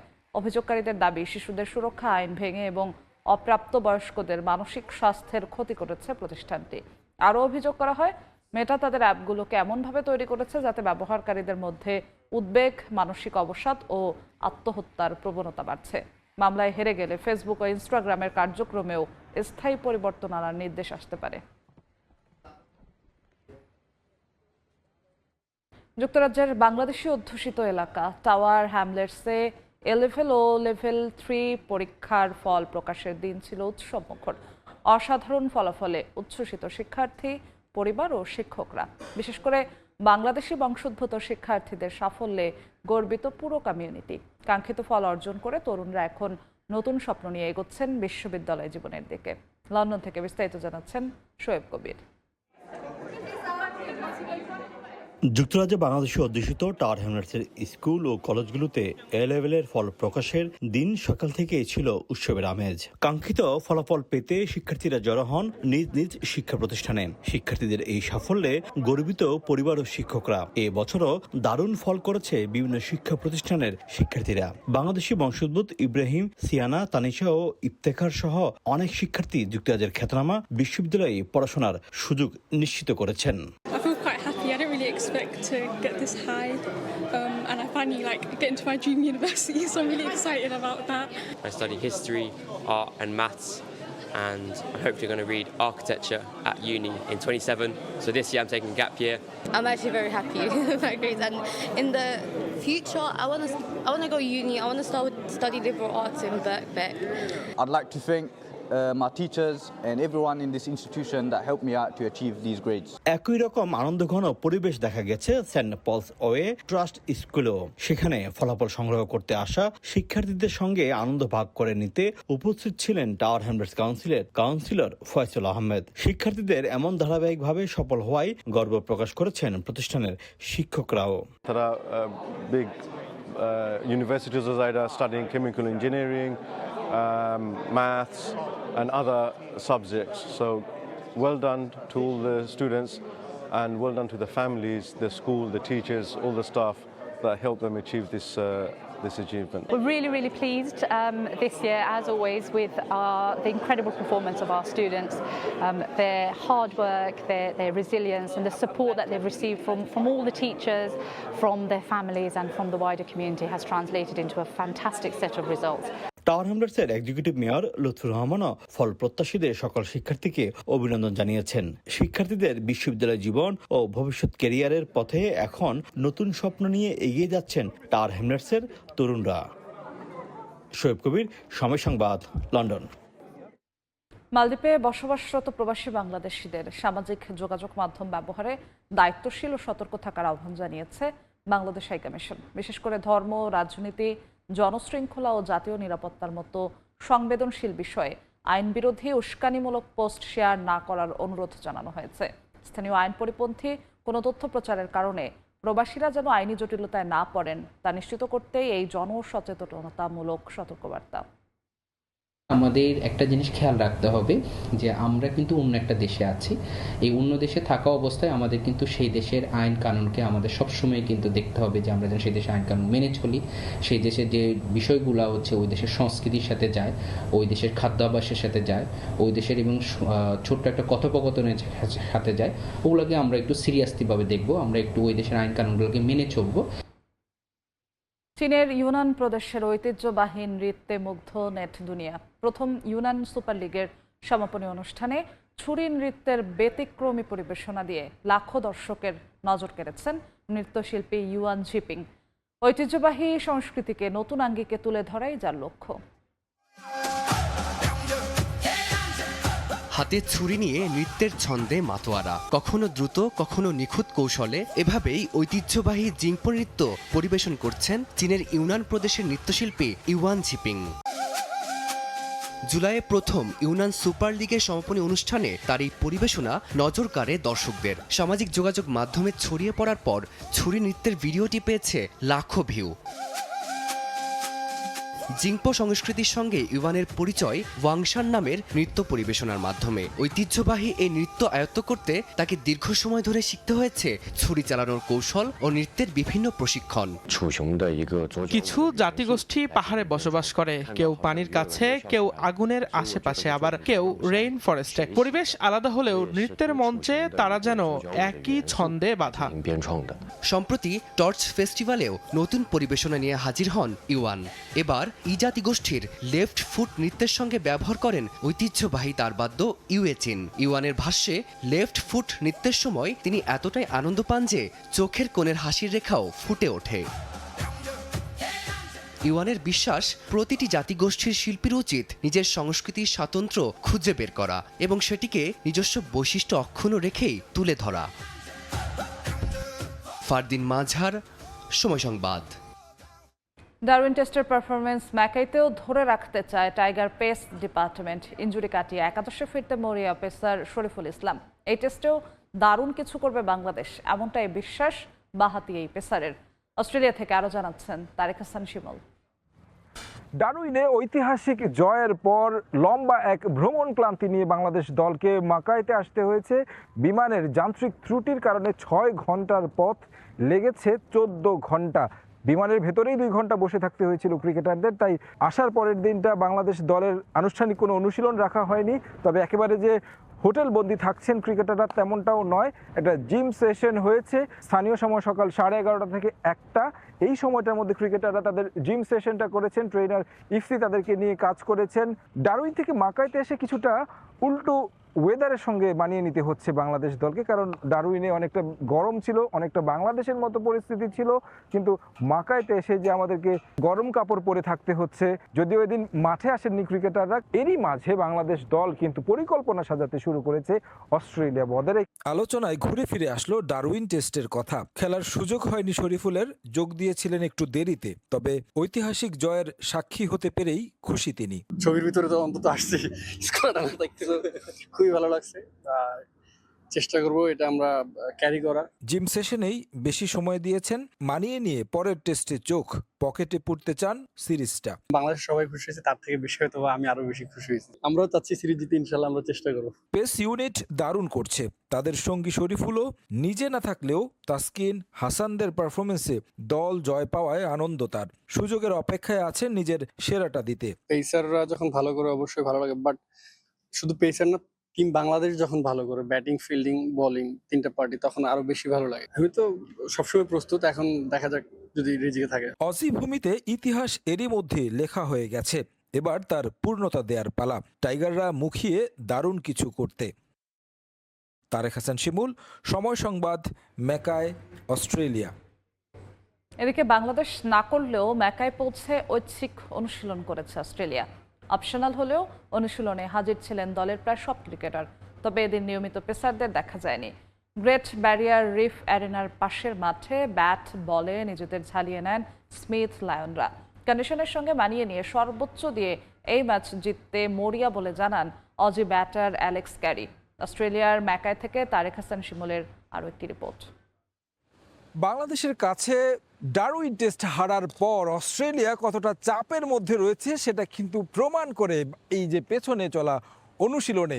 অস্ট্রেলিয়া দল রাতে এই মাকাইতে পা রেখেছে, সেটাও প্রায় 10টা বেজে গিয়েছিল স্থানীয় সময়, এবং তারপরে তারা বিশ্রাম নিয়েছেন। সকাল থেকে কিন্তু আবার অনুশীলনে নেমে পড়েছেন। এই যে মাকায়ের যেই ওয়েদার, উইকেট কন্ডিশন, তার সাথে খুব যে বেশি পরিচিত ক্রিকেটাররা সেটাও কিন্তু নয়। দুই দলের জন্য অনেকটা সিমিলার সুযোগ, কারণ এই ভেন্যুতে আগে কখনোই লাল বলের ক্রিকেট হয়নি। বাংলাদেশ অস্ট্রেলিয়ার ম্যাচ দিয়ে অভিষেক হতে যাচ্ছে এই মাঠের। সেই ম্যাচের আগে নিজেদের প্রস্তুত করতে অস্ট্রেলিয়া একেবারে সকাল সকাল অনুশীলন করেছে। বাংলাদেশের বিপক্ষে ডারউইনে যেই চ্যালেঞ্জের মুখোমুখি হতে হয়েছে তাদেরকে, সেই চ্যালেঞ্জ উতরাতে যে পরিকল্পনাগুলো নেওয়া দরকার, এবং কি এই মাঠে গ্যাবা অর্থাৎ ব্রিসবেনের যেই উইকেট রয়েছে সেটার কিউরেটর এখানে কাজ করছেন। ওই উইকেটের সিমিলার একটা উইকেট হবে, এবং সেই উইকেটে কিভাবে নিজেদেরকে মানিয়ে নিতে হবে সে বিষয়গুলো নিয়ে আসলে কথা বলেছেন, এবং কি কাজটাও সেভাবে করেছে। বাংলাদেশ দারুণ শৃঙ্খলাবদ্ধ ব্র্যান্ডের ক্রিকেট খেলেছে। এখান থেকে আমরা অনেক কিছু শিখেছি। দুই ইনিংসে ভিন্ন রকম চিত্র ছিল। বাংলাদেশের বোলিং সামলাতে আমাদের আরো ভালো করতে হবে। জার্নি করে আসার কারণে অস্ট্রেলিয়া দল অনুশীলনটা রেখেছে ঐচ্ছিক, তবে মাঠে কিন্তু সবাই এসেছেন। মার্নাস লাবুশেনকে নিয়ে অনেক ধরনের কথা আমরা শুনতে পাচ্ছি। অস্ট্রেলিয়ান গণমাধ্যমের সাংবাদিকরাও বলছিলেন তিনি বেশ চাপে রয়েছেন, রানটা তার মতো করে পাচ্ছেন না, তাকে ড্রপ করার কথা অনেক সাবেক ক্রিকেটার বলেছেন। তাকে আমরা দেখেছি তিনি লম্বা সময় ব্যাটিং করেছেন। পাশাপাশি স্মিথের কথা বলতে হয়। স্মিথ আমরা আজকে দেখেছি যে পেস বোলিং এবং স্পিনারদের সাথে নিয়ে অনুশীলন করেছেন। আগের ম্যাচে দারুণ একটা পার্টনারশিপ গড়েছিলেন তিনি, তার উপর অনেক বেশি ভরসা থাকবে দলের। গত সপ্তাহটা আমাদের পরিকল্পনা মাফিক যায়নি। আমরা এসব নিয়ে কথা বলেছি। সবাই ঘুরে দাঁড়াতে মরিয়া, এগিয়ে যেতে মরিয়া। এমন চ্যালেঞ্জে পড়লে আমরা ভালোভাবেই ঘুরে দাঁড়াই, সেদিকেই এগুচ্ছি। অস্ট্রেলিয়া দল খুবই সিরিয়াস বাংলাদেশের এই ম্যাচটা নিয়ে। মিউজিক বাজিয়ে তার সাথে তালে তালেই কিন্তু অনুশীলনটা চালিয়ে যাচ্ছে। বোঝা যাচ্ছে যে যতটাই চাপ থাকুক সেই চাপকে উতরে মানসিকভাবে চাঙ্গা হয়ে এই মাকায়ের কন্ডিশনের সঙ্গে মানিয়ে নিয়ে মাঠে নামতে মুখিয়ে রয়েছে তারা। গ্রেট ব্যারিয়ার রিফ অ্যারেনা থেকে তারেক হাসান শিমুল, সময় সংবাদ, অস্ট্রেলিয়া। অস্ট্রেলিয়ার বিপক্ষে ঐতিহাসিক টেস্ট জয়ের পর পুরস্কৃত হলেন বাংলাদেশি ক্রিকেটাররা। আইসিসির সবশেষ হালনাগাদ করা র্যাঙ্কিংয়ে বড় উন্নতি নাজমুল হোসেন শান্ত, হাসান মাহমুদদের। ব্যাট হাতে নৈপুণ্য দেখিয়ে ব্যাটারদের তালিকার সেরা 20-এ উঠে এসেছেন অধিনায়ক নাজমুল হোসেন শান্ত। একই তালিকায় সবচেয়ে বড় লাভ তানজিদ তামিমের। সেঞ্চুরি করে 84 ধাপ এগিয়ে অবস্থান করছেন 89 নম্বরে। 50 করায় এগিয়েছেন মেহেদী হাসান মিরাজও, তার উন্নতি 5 ধাপ। অন্যদিকে বোলারদের র্যাঙ্কিংয়ে 26 ধাপ এগিয়ে 38 নম্বরে হাসান, 3 ধাপ উন্নতিতে 24 নম্বরে মিরাজ। তবে মুদ্রার উল্টো পিঠে অজি ক্রিকেটাররা। এক ম্যাচেই শীর্ষস্থান হারিয়েছেন ট্রাভিস হেড, নেমে গেছেন র্যাঙ্কিংয়ের 4-এ। বোলারদের তালিকায় অবনমন ঘটেছে অধিনায়ক প্যাট কামিন্সের। আসন্ন ওয়ানডে বিশ্বকাপ দলে থাকার জন্য নিজেকে প্রস্তুত করছেন মোহাম্মদ সাইফুদ্দিন। সাউথ আফ্রিকায় এ দলের 3 ম্যাচের ওয়ানডে সিরিজটাকে নিচ্ছেন বড় সুযোগ হিসেবে। সেখানে দলের জয়ে অবদান রাখতে চান তিনি। পাশাপাশি নিজের দুর্বলতা নিয়ে কাজ করছেন এই অলরাউন্ডার, কাজ করছেন ফিটনেস নিয়েও। দেশের আকাশে হঠাৎ বৃষ্টি, হঠাৎ রোদ, ঠিক যেন মোহাম্মদ সাইফুদ্দিনের ওয়ানডে দলে থাকার মতোই। চলতি বছর মুস্তাফিজুর রহমানের ইনজুরিতে জিম্বাবুয়ে সিরিজে ডাক পাওয়ার আগে শেষ ওয়ানডে খেলেছিলেন 2021 সালে। সামনেই আছে ওয়ানডে বিশ্বকাপ, এবার সেখানেও জায়গা পাওয়ার লড়াই এই পেস অলরাউন্ডারের। মূলত এ দলের সাউথ আফ্রিকার সফরটাই স্বপ্ন দেখাচ্ছে সাইফুদ্দিনকে। আসন্ন বিশ্বকাপের সহ আয়োজক আফ্রিকার দেশটি, যেখানে বিশ্বকাপের আগে নভেম্বরে পূর্ণাঙ্গ সিরিজও খেলবে টাইগাররা। তাই এ দলের 3 ম্যাচের ওয়ানডে সিরিজটা বড় সুযোগ এই অলরাউন্ডারের, যেখানে ভালো করেই নির্বাচকদের নজর কাটতে চান। ন্যাশনাল টিম আসলে একটা জায়গা, আমি আমার যে স্ট্রেংথগুলো আছে এগুলো নিয়ে আসলে রিবিল করা। যেহেতু আমাদের সামনে এই টিমের ট্যুর আছে, আসলে ওই প্রস্তুতিটা নিচ্ছি সাউথ আফ্রিকাতে। হয়তো অলরেডি টেস্ট টিম চলে গিয়েছে যারা 4 ডে খেলবে। তো আমরা সাদা বলের প্লেয়ার যারা আছি, নাজুল ভাই আছে আমাদের সাবেক ন্যাশনাল টিমের পেস বোলার, এবং পাশাপাশি উনি যেহেতু কোচ, ওনার সাথে বিভিন্ন বিষয় নিয়ে শেয়ার করতেছে, কাজ করতেছে ওই কন্ডিশনে কীভাবে ভালো করা যায়। যেহেতু সামনে 2027 ওয়ার্ল্ড কাপ সাউথ আফ্রিকা কন্ডিশনে হবে, তো সব মিলিয়ে আলোচনা করতেছি নিজের সাড়া দেওয়ার এবং ফিট থাকার।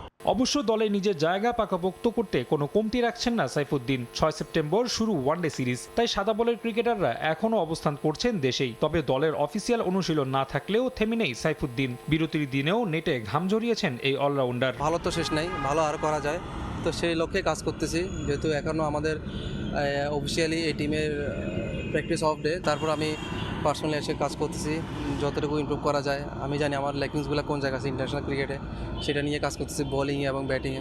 এ সময় নিজের সতীর্থদের ডারউইনে ইতিহাস গড়ার টেস্ট প্রসঙ্গও চলে আসে আলোচনায়। সাইফুদ্দিন জানান, এমন জয়ে দেশের বাকি ক্রিকেটাররাও ভালো করার অনুপ্রেরণা পায়। লাস্ট কয়েকটা বড় জয় সাক্ষী ছিলাম, ওডিআই বা টি20তে ছিলাম, হয়তো অনেকগুলো ম্যাচ খেলিনি, তারপরেও সিরিজ জিতেছে পাকিস্তানের সাথে ঘরের মাটিতে, শ্রীলঙ্কাতে জিতেছে ঘরের মাটিতে টি20। তখন আমি আমার ব্যক্তিগত এক্সপিরিয়েন্স থেকে বলতে পারি এটা আসলে অন্যরকম একটা ভালো লাগার বিষয়, প্রকাশ করার মতো না। তখন আসলে কাজ করার আরও ইচ্ছাশক্তি বেড়ে যায়। সবকিছু মিলিয়ে আপাতত সাউথ আফ্রিকায় ভালো কিছুর অপেক্ষায় সাইফুদ্দিন। লক্ষ্য এখন সুযোগের পুরোটা কাজে লাগানো। রাফি আমিন, সময় সংবাদ, ঢাকা।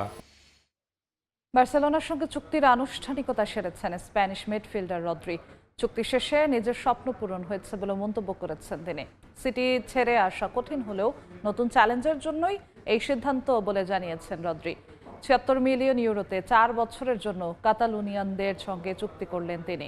আগামী 2030 মৌসুম পর্যন্ত বার্সেলোনার জার্সিতে দেখা যাবে ব্যালন ডি'র এবং বিশ্বকাপের গোল্ডেন বল জয়ী এই মিডফিল্ডারকে। বার্সেলোনায় স্বপ্ন পূরণের আনন্দ চোখে মুখে রদ্রিগো হার্নান্দেজের। এ আঙিনায় পা রাখার ইচ্ছা বহুদিন বুকে লালন করেছেন। অবশেষে ধরা দিল অধুরা সে স্বপ্ন। বিশ্বকাপ জয় করার সতীর্থদের সঙ্গে কাঁধে কাঁধ মিলিয়ে এখন লড়াই করবেন। বার্সেলোনার সাফল্যের অংশীদার হতে নিজেকে উজাড় করে দেওয়ার স্বপ্ন 30 বছর বয়সী এই মিডফিল্ডারের। স্পেনকে বিশ্বকাপ উপহার দেওয়ার পথে বড় ভূমিকা রেখেছেন। লা রোহাদের মাঝ মাঠে প্রতিটি ম্যাচে রদ্রি ছিলেন অতন্দ্র প্রহরী। তাই তো বিশ্বকাপ জয়ের পর গোল্ডেন বলও ওঠে তার হাতেই। 2024 সালের ব্যালন ডি'র জয়ী তারকা যে কোনো দলের কাছে কতটা গুরুত্বপূর্ণ তার সবশেষ মৌসুমে হাড়ে হাড়ে টের পেয়েছে ম্যানচেস্টার সিটি। তার দীর্ঘ ইনজুরিতে বেশ ভুগতে হয়েছিল সিটিজেনদের। রদ্রি মানেই যে কোনো দলের জন্য নিরাপদ মাঝমাঠ, তাই তো হীরা চিনতে ভুল করেনি বার্সেলোনা। বিশ্বকাপের পরপরই তাকে দলে টানতে প্রতিযোগিতায় নামে দুই চিরপ্রতিদ্বন্দ্বী রিয়াল মাদ্রিদ ও কাতালানরা। তবে ৭৬ মিলিয়ন ইউরোতে শেষ পর্যন্ত জয় হয় বার্সার। যদিও রদ্রি জানিয়েছেন তিনি নিজেই জোর দিয়েছেন বার্সেলোনার সঙ্গে চুক্তির বিষয়ে। জমকালো আয়োজনে তাকে বরণ করে নেয়ার দিনে ৩০ বছর বয়সী এই মিডফিল্ডার জানান, ম্যানচেস্টার সিটি ছাড়া তার জন্য সহজ সিদ্ধান্ত ছিল না। আজকের দিনটি আমার জীবনের বিশেষ দিন। আমি এখানে খেলতে চেয়েছি, তবে ম্যানচেস্টার সিটি ছাড়া আমার জন্য সহজ ছিল না, কারণ এই ক্লাব আমাকে সবকিছু দিয়েছে। আজকের অবস্থানে আসার পেছনে সিটির অবদান অনেক, তাই আমি সিটির প্রতি কৃতজ্ঞ। ২০১৯ সালে অ্যাথলেটিকো মাদ্রিদ ছেড়ে সিটিতে ঠিকানা গড়েছিলেন রদ্রি। ৭ মৌসুম ছিলেন এতিহাদে, খেলেছেন ২৯৮টি ম্যাচ। সিটিকে উপহার দেন ১২টি মেজর শিরোপা। রিয়াল ও বার্সা দুই ক্লাবের দ্বৈরথে বার্সেলোনাকেই নাকি বেছে নিতে চেয়েছিলেন রদ্রি। জানিয়েছেন কাতালান ক্লাবটিতে তার লক্ষ্যের কথা। কোচ হ্যান্সি ফ্লিক আমাকে জানিয়েছেন তিনি আমার কাছে কি চান। আমার অভিজ্ঞতা তরুণদের মাঝে ছড়িয়ে দিতে চাই, দলের জয়ে ভূমিকা রাখতে চাই। আমি খেলার জন্য প্রস্তুত হয়ে আছি। আমাকে অনেকে বলেছেন অস্ত্রোপচারের পর আমি নাকি সেরা ছন্দে ফিরতে পারবো না, তবে সেটা হালকা একটা অস্ত্রোপচার ছিল। আমি পুরোপুরি ফিট আছি, মাঠে নামতে মুখে আছি আমি। ২০৩০ সাল পর্যন্ত বার্সেলোনার সঙ্গে চুক্তি সেরেছেন রদ্রি। নতুন মৌসুমের আগে তাকে পেয়ে আশাবাদী coach Hansi Flick. Parvin Akhtar, Somoy Sangbad. এ পর্যায়ে শীর্ষ সংবাদগুলো জানিয়ে দিচ্ছি আরও একবার। রাষ্ট্রপতি নির্বাচন আজ। ৩৫ বছর পর প্রতিদ্বন্দ্বিতামূলক হতে যাচ্ছে ভোট। জয়ের পথে মির্জা ফখরুল। প্রস্তুতিতে ঘাটতি রাখেনি কমিশন। কাল সন্ধ্যায় শপথ। কলকাতায় হোটেলে আগুনে ৭ বাংলাদেশি সহ মৃত্যু ৯, আশঙ্কাজনক বেশ কয়েকজন।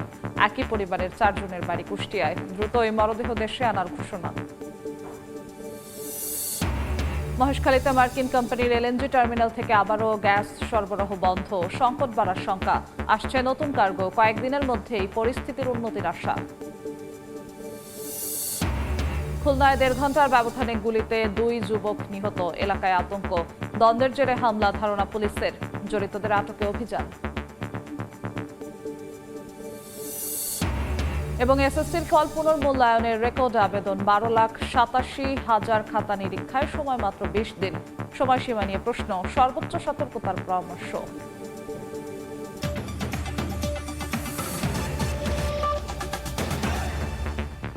এই ছিল ভোরের সময়। এরপর সকালের সময় নিয়ে সঙ্গে থাকবেন সহকর্মী মেজবাউল আলী। ধন্যবাদ যশোয়া। সকালের সময় নিয়ে আসছি কিছুক্ষণ পর, সঙ্গেই থাকুন সময়।